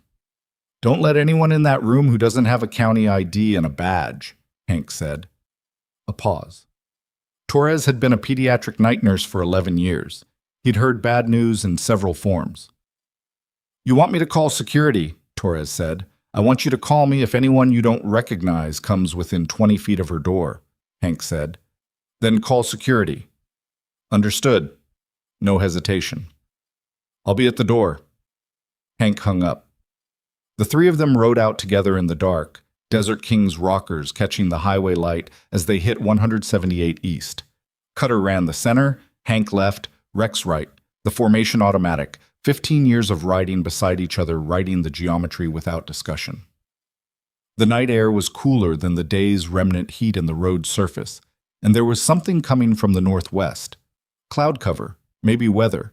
The quality of the air had shifted in the last hour in a way that desert riders learned to read like a language. Hank rode and thought about Glenn Tarver, driving a car in an unknown direction, about conditions of release written on paper, about the gap between on paper and in the world, about Shelby asking, "Will you still be here?"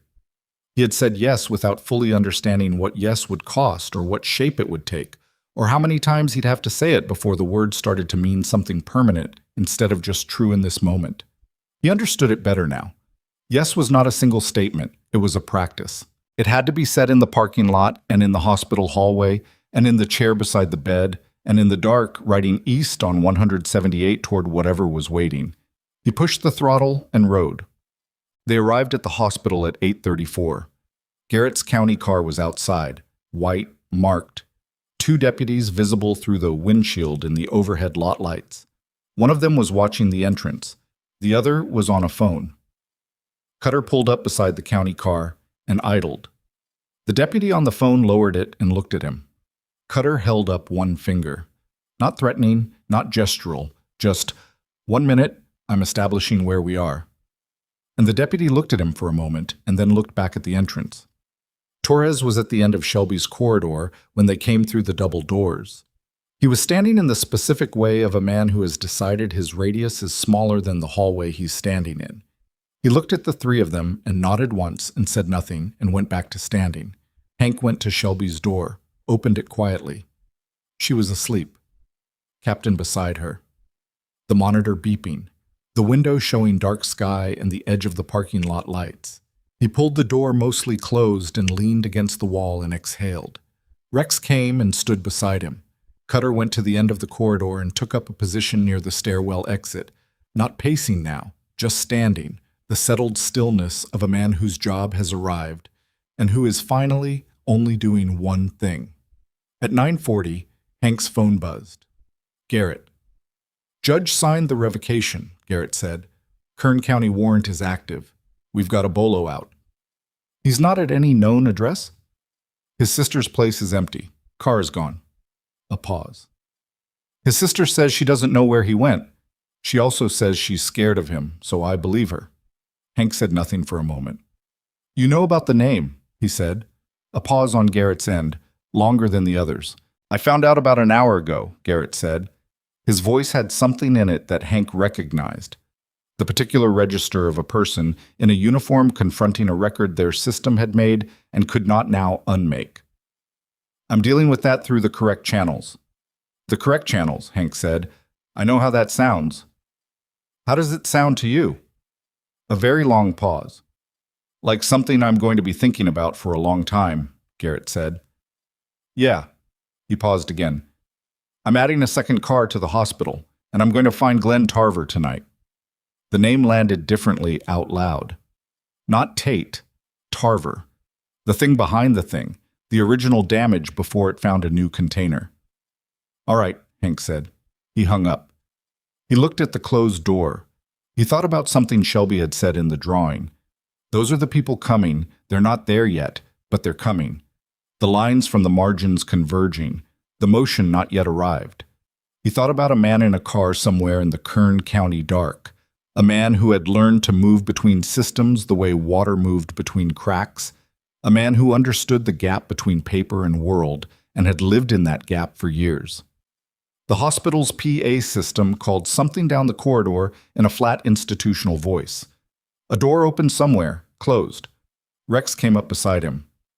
"Cutter found something," he said. His voice was below normal register. Hank looked at him. "Stairwell," Rex said. The stairwell door at the end of the corridor opened onto a landing that served both the second floor and a ground floor exit to the east parking lot. The smaller lot, the one that wasn't visible from Garrett's deputies at the main entrance.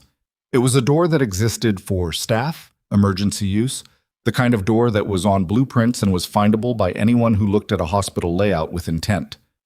Cutter had his hand on the push bar of the stairwell door. The door had a small window, wire glass, head height. "Look," Cutter said. Quiet. Hank looked through the glass. In the stairwell below, on the landing between ground and second floor, a man was standing still in the overhead fluorescent light, not moving, looking up at the door. Not at the door specifically. At the corridor number plate above it, reading the floor, orienting himself. Medium height. A jacket Hank didn't recognize, a face Hank had never seen, but a face he understood immediately. The specific arrangement of features on a man who has spent years reading which way exits were, who sat where, what distance was safe and what wasn't. The vocabulary of someone who had been navigating spaces with bad intention for long enough that the navigation had become the face. Cutter was very still beside him. Rex had come up on the other side, looked through the glass, and stepped back. "That him?" Rex said, voice below breath. "I don't know what he looks like," Hank said. "Garrett sent a photo," Cutter said. He had his phone out. He held it beside the window. The photo was a driver's license scan. Glenn Tarver, 2017, 41 years old, medium height, a face, the same face. The man on the landing had looked away from the corridor number plate. He was looking at his phone now, thumbing something. His lips moved slightly. An address, a room number, reading something he'd looked up or been told. Then he looked up. Not at the window. Past it, toward the upper floor. And something in his face, in the set of it, the specific flatness of it, the absence of anything that could be called hesitation, made the back of Hank's skull go cold in a way that had nothing to do with the air conditioning. Hank stepped back from the window. He looked at Rex, at Cutter. 3 men in a corridor outside a room where a 7-year-old girl was sleeping with her rabbit, and 1 floor below them a man who had driven here in the dark after making bail at 4:15, who had found the staff entrance on the east side, who was reading his phone for a room number. Hank pulled out his phone and called Garrett. "He's here," he said. "Hospital, east stairwell, between ground and 2nd floor, right now." He heard Garrett's car door in the background before the call was done. "Do not engage," Garrett said. "I understand," Hank said. He hung up. He looked at Cutter. Cutter's hand was still on the push bar of the stairwell door. His knuckles were pale. His jaw was set with the specific set of a man managing himself through an act of will that was costing him visibly. His eyes were on the window. "Cutter," Hank said. Cutter didn't look at him. "Ray," Hank said. "The name, not the road name.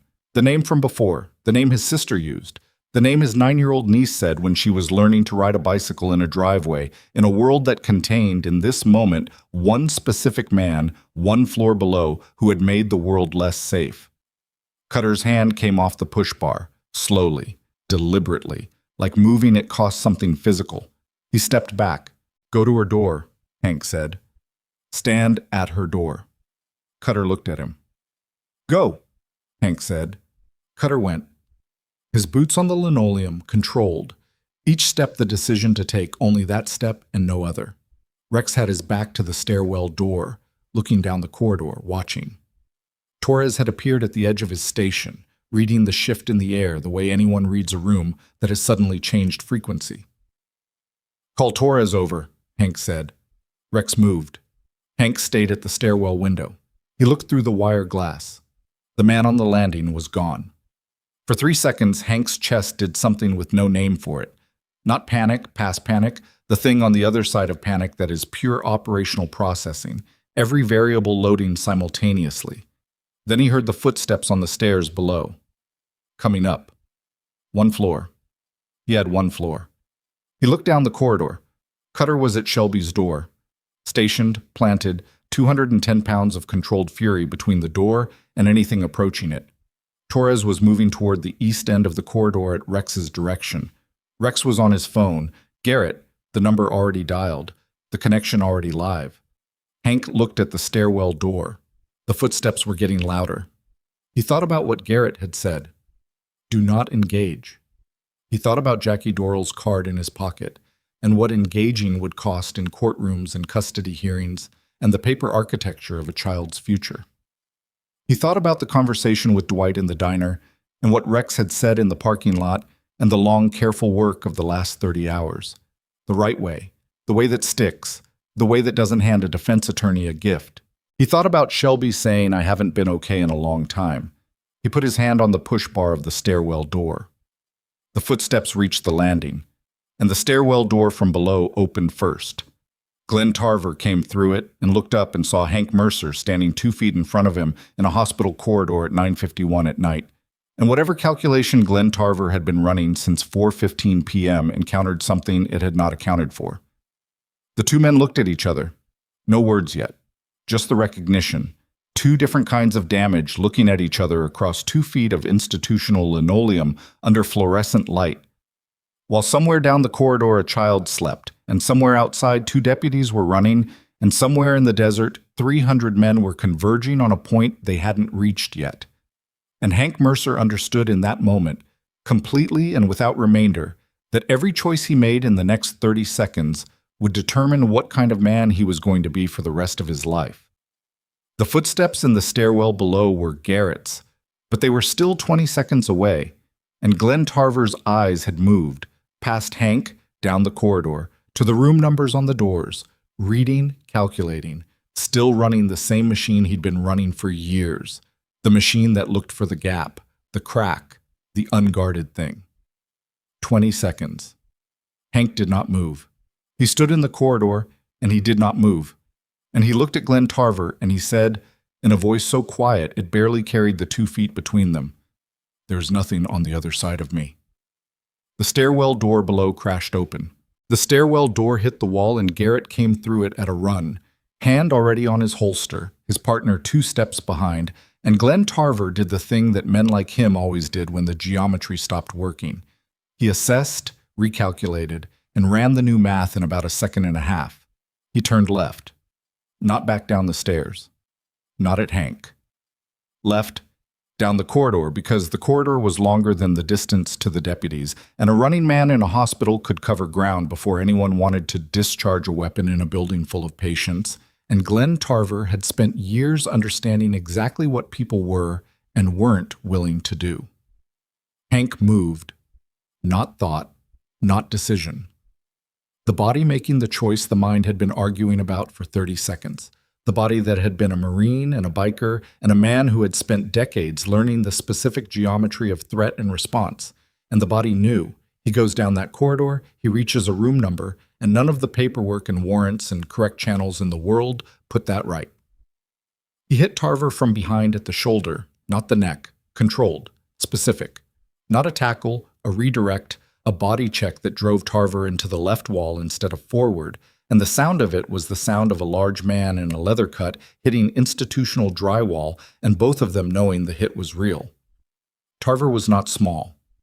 41, wiry, the kind of lean that came from metabolizing anxiety for years. He bounced off the wall and turned, and his elbow came up, and it caught Hank across the jaw, and the world went sideways for a half second. White at the edges, taste of copper. And Hank's hands found Tarver's jacket, and they went down together onto the linoleum. "Hank!" Garrett's voice, 20 feet and closing. Tarver was fast on the ground, knees and elbows, trying to get purchase, trying to stand, and Hank's weight was the one advantage he had. 210 pounds of 51-year-old with screws in his shoulder and a jaw that was already starting to sing, and he put that weight to work, pinning Tarver's right arm, forearm across the shoulder blades, face to the linoleum. Tarver's free hand was clawing at the floor, at Hank's arm. "Get off me!" "Stay down," Hank said. Not loud, not angry, just operational. The voice from the other side of everything. "You can't—" "Stay down." Garrett was there. His partner was there. The weight shifted as Garrett's knee came in, taking the pin, and Hank felt the cuffs engage. The sound of them, metallic and final. And Garrett's partner was saying something procedural, the language of arrest, and Hank pushed himself up off the floor. His jaw hurt. His left shoulder had made a sound on the way down that he was going to hear about for a week. His palms were scraped from the linoleum. He stood up. He looked down the corridor. Cutter was at Shelby's door. Still there. Had not moved. His fists were clenched at his sides, and his jaw was set so hard the muscles were visible from 15 feet away, and he was looking at the floor. Not at Tarver, deliberately not at Tarver, the same act of will as the push bar, over and over, every second a decision. Rex was beside Torres at the nursing station, phone to his ear, already calling.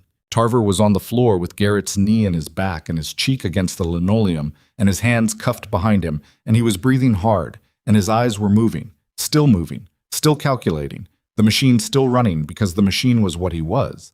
The machine didn't have an off switch, and he was looking at door numbers from the floor. Hank stepped between him and the corridor, blocked the sight line. Tarver looked up at him. "Who are you?" Tarver said. Flat. Not afraid. Assessing. Hank said nothing. "You're not her father," Tarver said. "No," Hank said. "Then you've got no "I've got enough," Hank said. Garrett hauled Tarver to his feet. The procedural language continued. Tarver's eyes stayed on Hank for a moment. Not with hatred exactly, something colder than hatred. The look of a man encountering an obstacle he hadn't mapped and filing it for later. And then Garrett turned him toward the stairwell and walked him out. The corridor was very quiet. Torres came down the hall. He looked at Hank's jaw, at his hands. "You need someone to look at that," Torres said. "Later," Hank said. Torres looked at him for a moment and then went back to his station.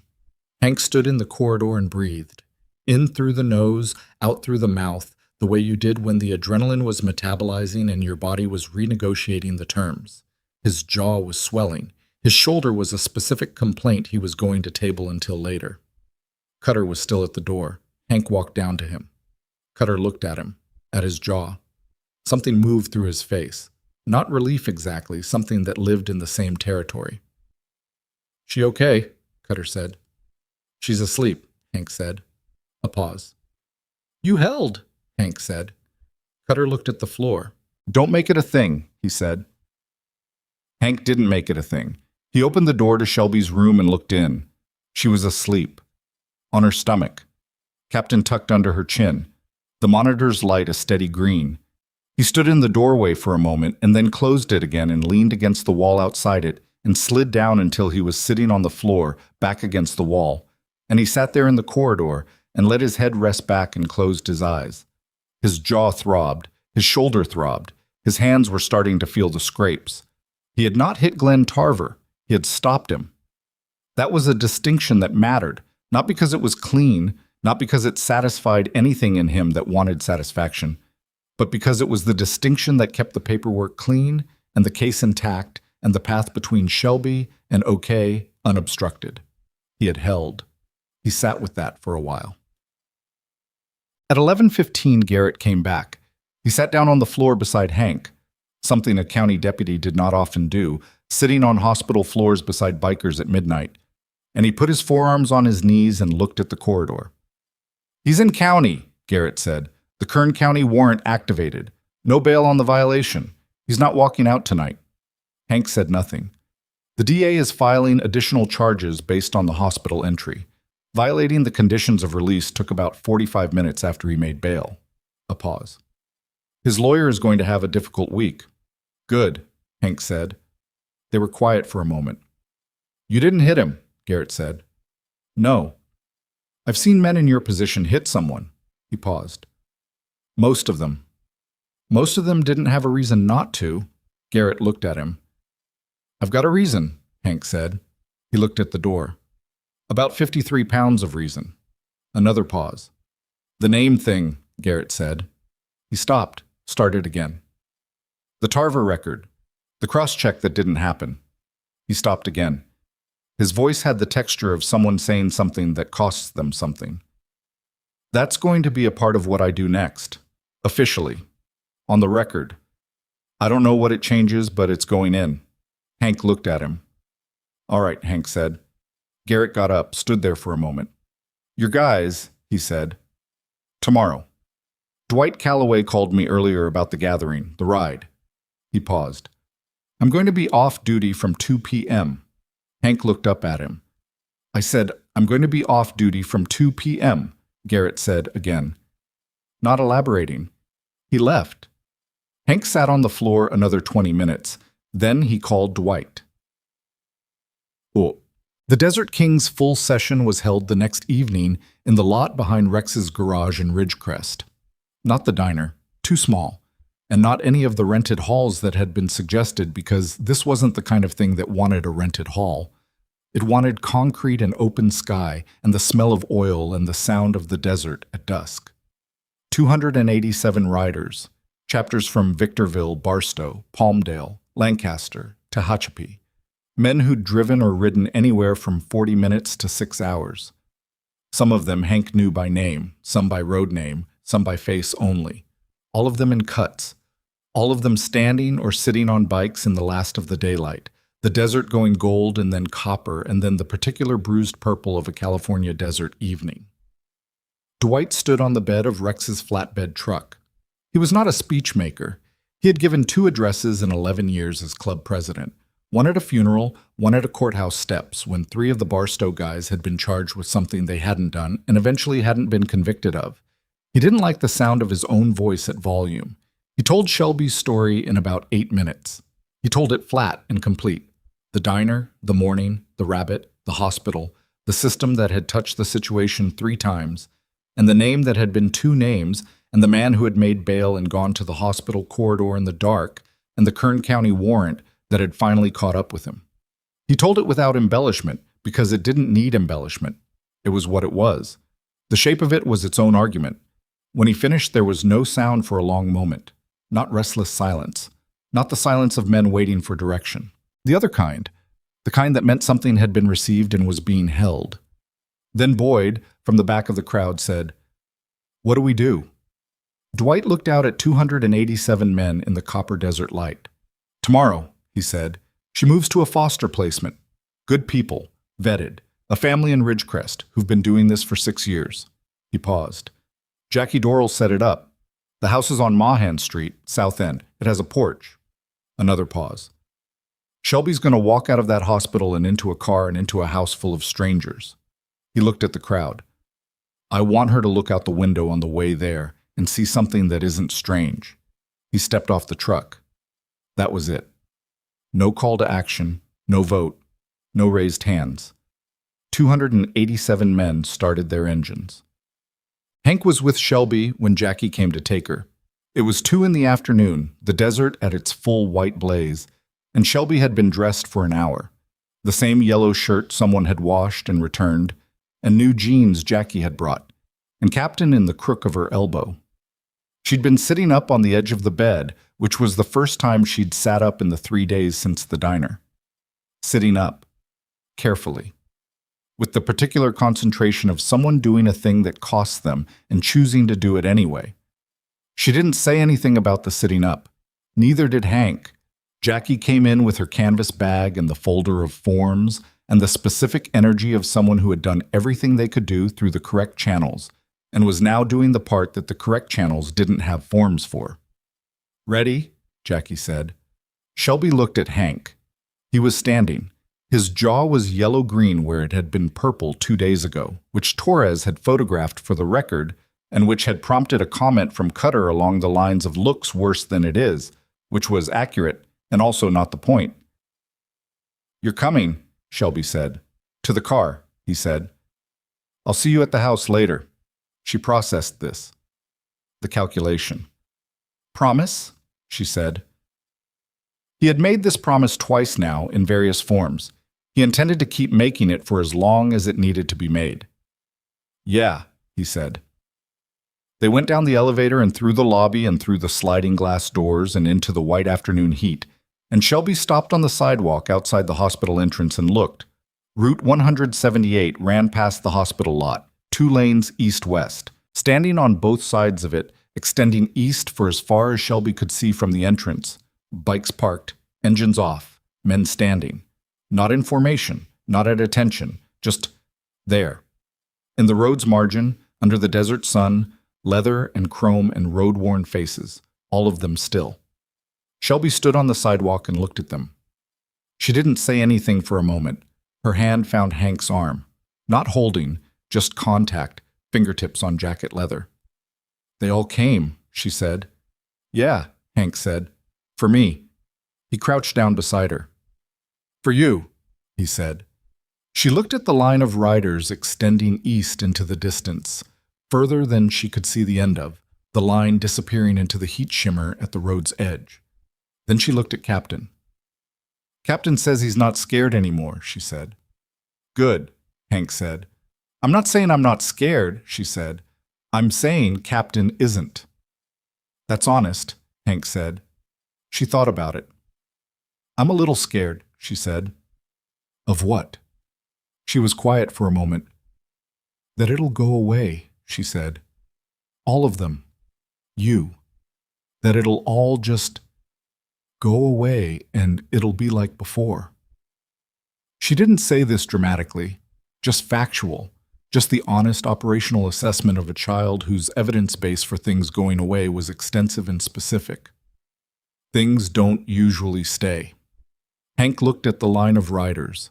He thought about the 11 years that had built this, the garage in Barstow, the men who had found each other because they'd been through the kind of things that needed finding each other, the rides and the funerals and the 3 a.m. phone calls and the showing up over and over in parking lots and hospital corridors and county jail waiting rooms, the relentless imperfect practice of staying. He thought about Kate, about yes, tonight, about the call he'd made from the parking lot at 10 p.m., standing in the desert dark, 1,500 miles of bad timing between them, and her voice, not cold, not warm, just real, just present, just Kate at 26 doing the hard thing of picking up because she'd decided to and the deciding had cost her something and she'd done it anyway.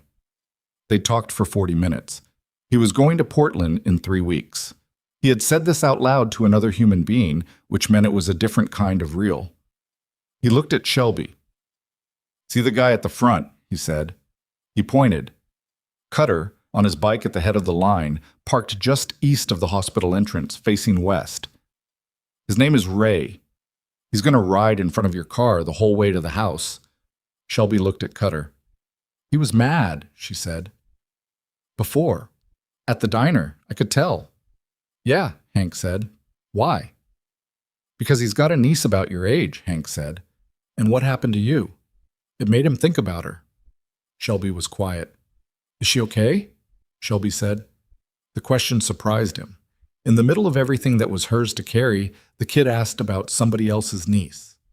Yeah, he said. She's okay. Shelby nodded, like this was a relevant data point, like the world containing one okay 9-year-old was information worth having. Jackie touched Hank's shoulder.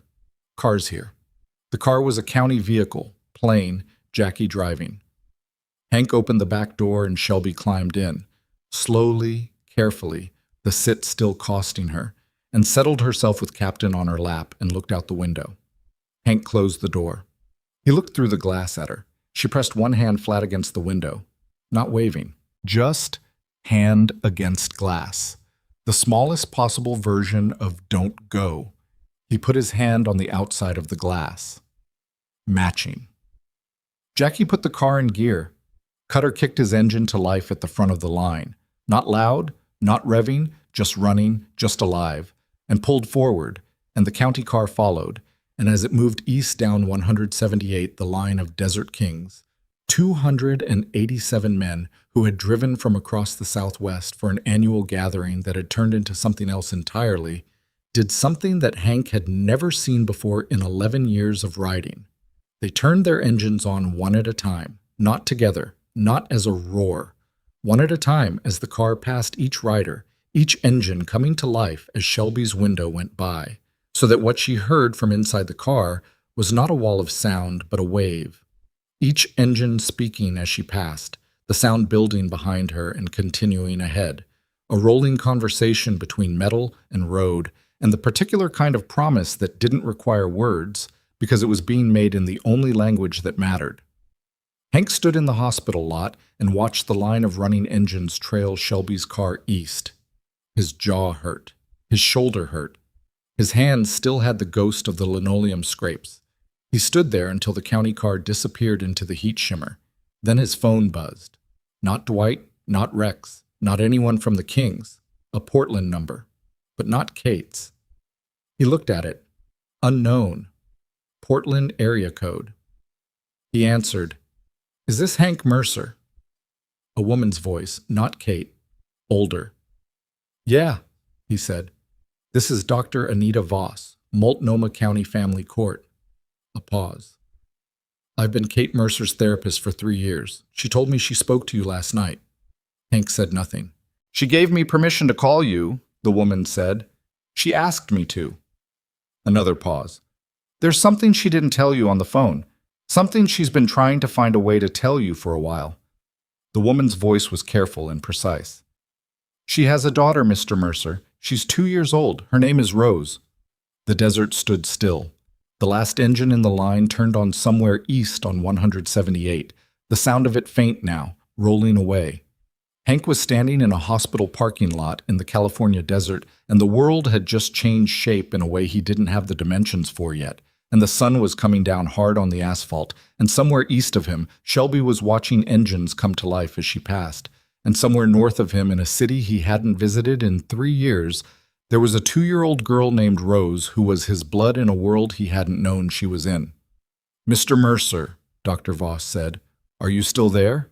He stood in the parking lot for a long time after the call ended. The desert did what it always did. Absorbed everything, gave back nothing, kept its own record. The sun had moved west by the time he put the phone in his pocket.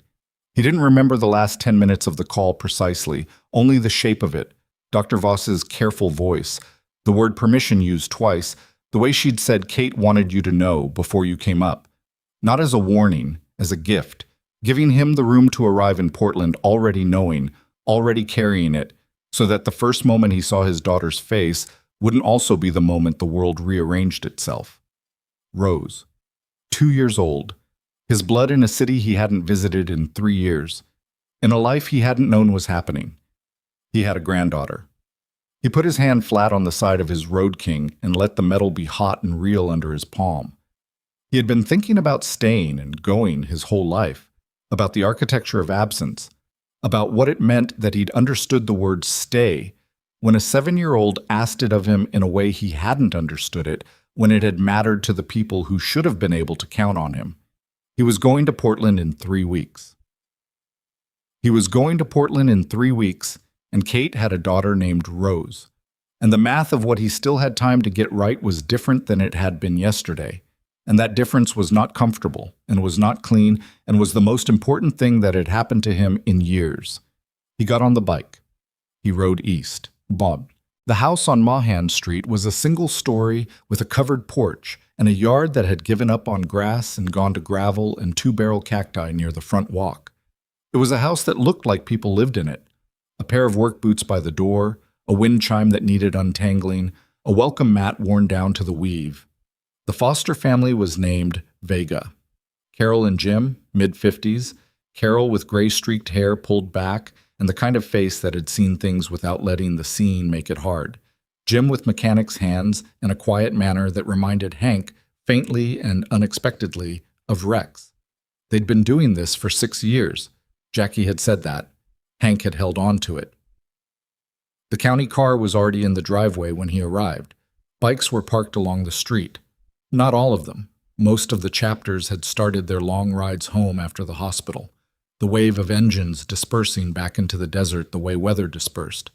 But 15, maybe 18, still there, parked quiet. Men standing in ones and twos on the street, not on the property, a perimeter of presence that was its own language. Cutter was on the porch steps, not inside, on the steps. Sitting with his forearms on his knees and his eyes on the street, and when Hank pulled up and cut the engine, Cutter looked at him and then looked back at the street. "She's inside," Cutter said. "Carol made her a grilled cheese." Hank leaned the bike on its stand. "She eat it?" he said. "Half." A pause. Carol sat on the floor to eat hers. Hank looked at him. "So Shelby would have company down there," Cutter said. Hank stood on the sidewalk and looked at the house. The wind chime moved in the hot afternoon air, making a thin sound that wasn't quite music. "Ray," he said. Cutter looked at him. "Thank you," Hank said. Cutter looked away. "Don't," he said. "I'm going to anyway." A long pause. "My niece called me this morning," Cutter said, "while I was still in the hospital lot." His voice was flat, but underneath the flat something was moving, the slow geological movement of things that had been under pressure for years. First thing she said was, "Uncle Ray, I heard you were protecting a little girl," and I said, "Yeah, I was." And she said, he stopped. His jaw worked briefly. She said, "She's lucky. That was all. She's lucky." He was quiet. 9 years old. Hank said nothing. My sister's been trying to get me to talk to someone for 2 years, Cutter said. A professional someone. He turned the concept over like he was examining a part he wasn't sure fit. I've been telling her I'm fine. He stood up.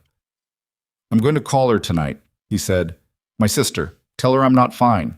He picked up his jacket off the porch railing. Might be worth something to not be fine out loud. He pulled the jacket on. Looked at Hank. You look terrible, by the way. Yeah, Hank said. The jaw's going to be yellow for another week. I know. Cutter went down the porch steps, stopped at the bottom, didn't turn around. She asked me if I'd come back, he said. Shelby, before I left. She asked me if I'd come back sometime. What'd you say? Said yeah. He paused. Meant it. He walked to his bike, kicked it to life, pulled out of the street slow, no revving, the engine just running, heading west toward Victorville and his sister's phone number and whatever came next for a man who had decided, standing in a hospital corridor with his hand off a push bar, that some things were worth the cost of doing them right. Hank watched him go. Then he went inside. Shelby was on the living room floor. On her stomach, which was still where she lived most of the time, Captain beside her, looking at a book Carol had put out. Large format, pictures of animals, the kind that didn't require words to understand.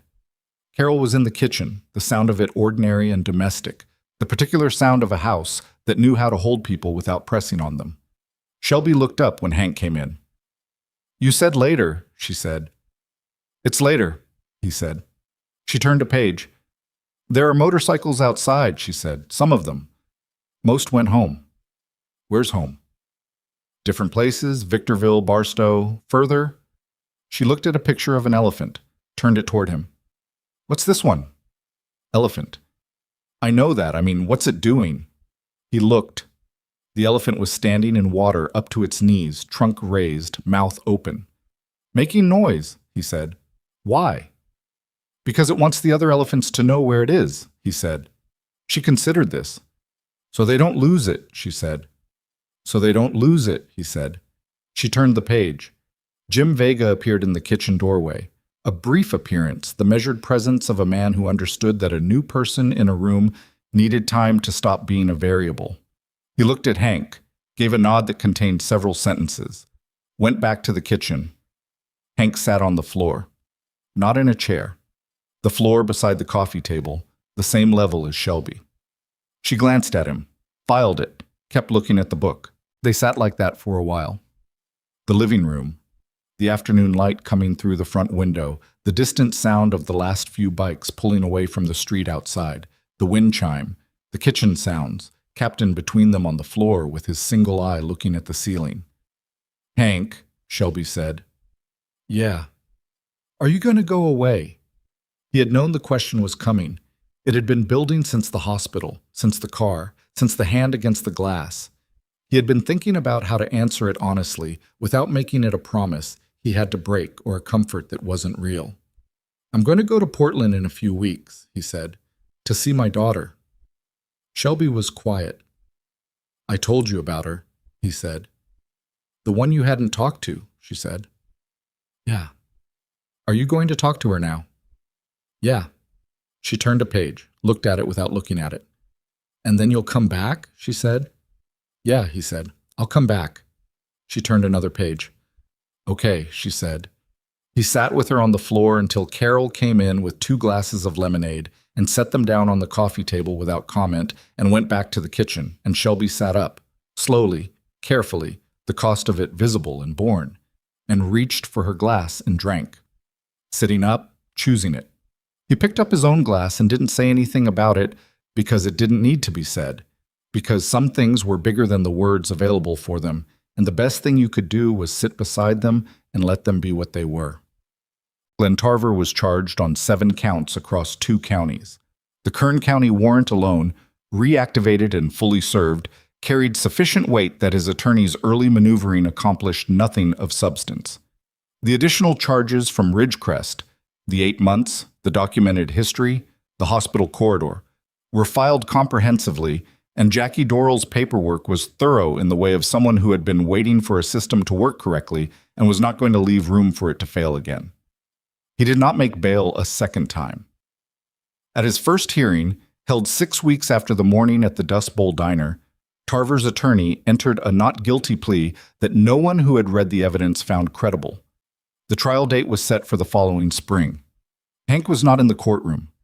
He was in Portland.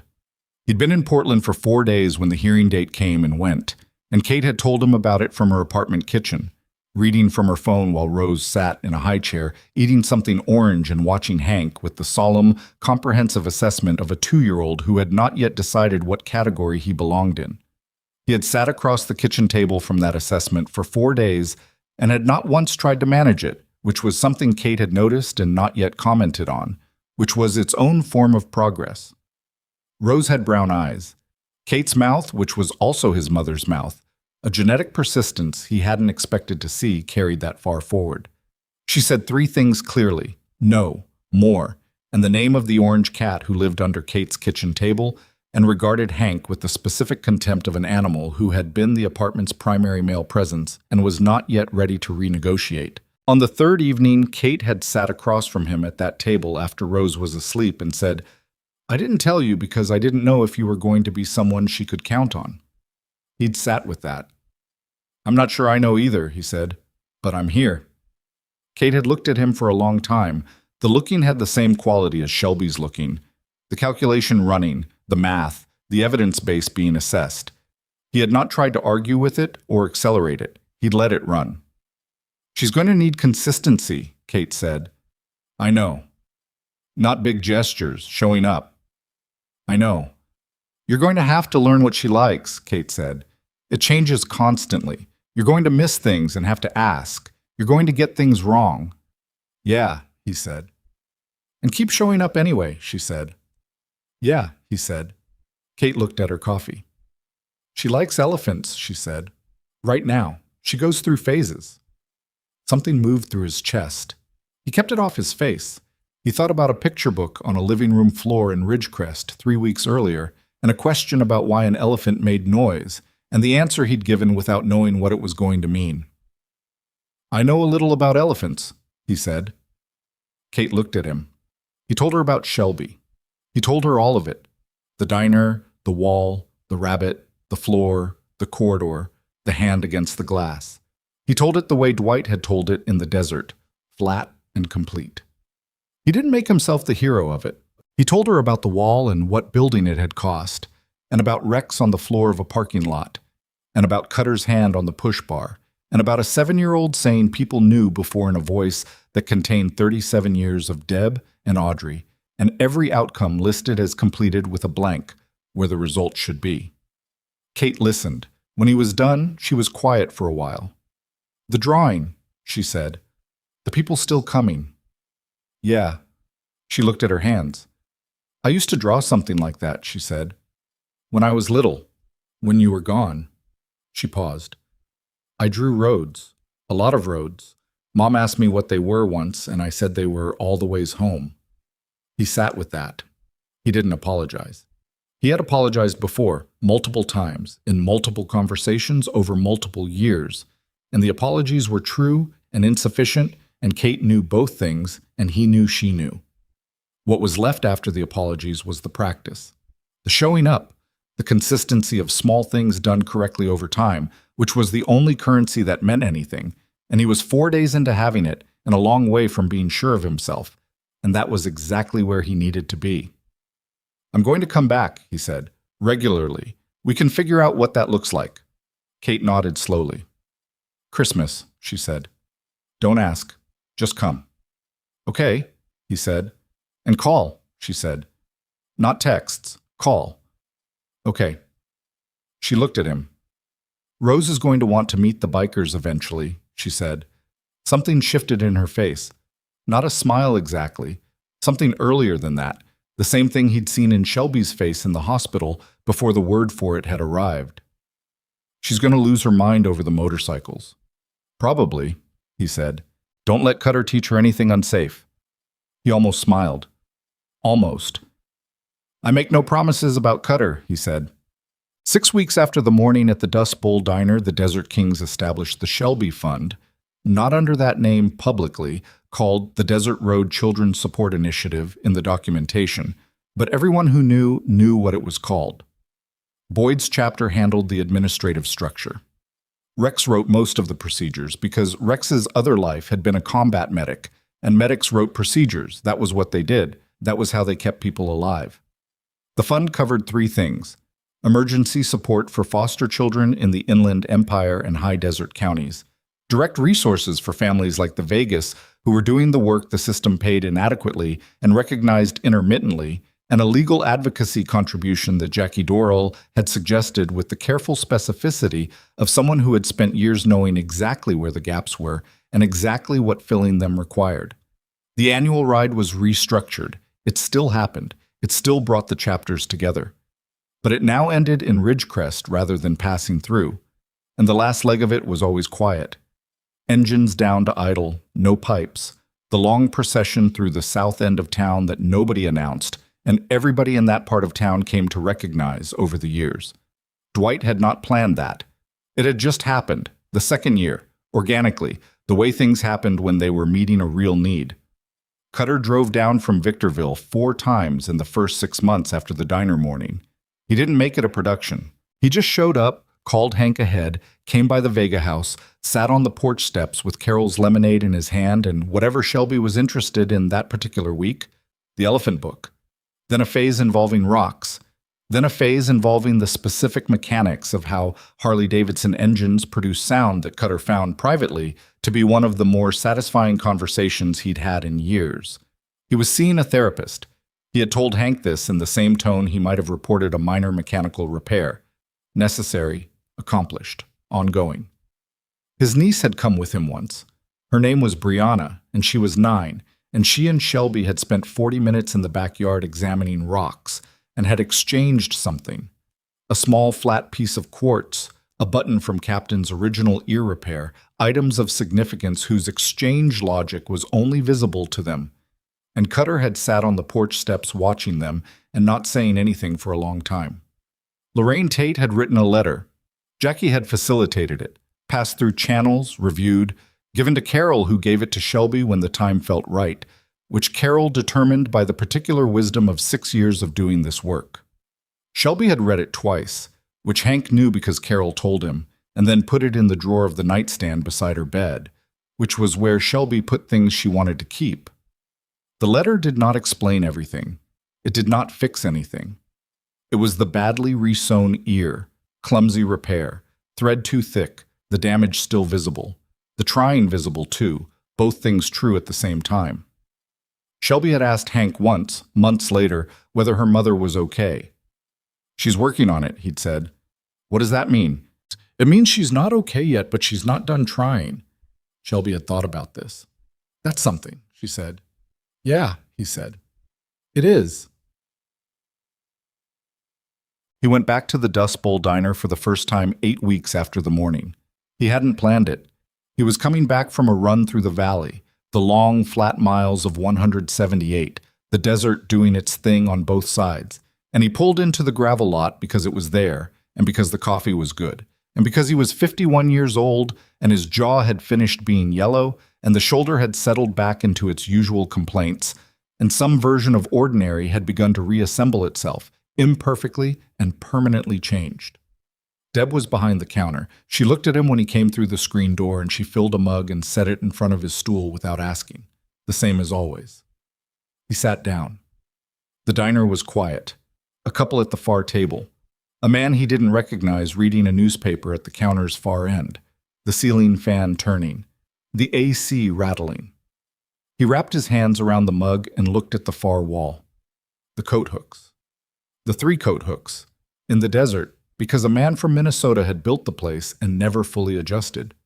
She had been standing there, against that wall, perfectly still, clutching the rabbit. Deb leaned on the counter across from him.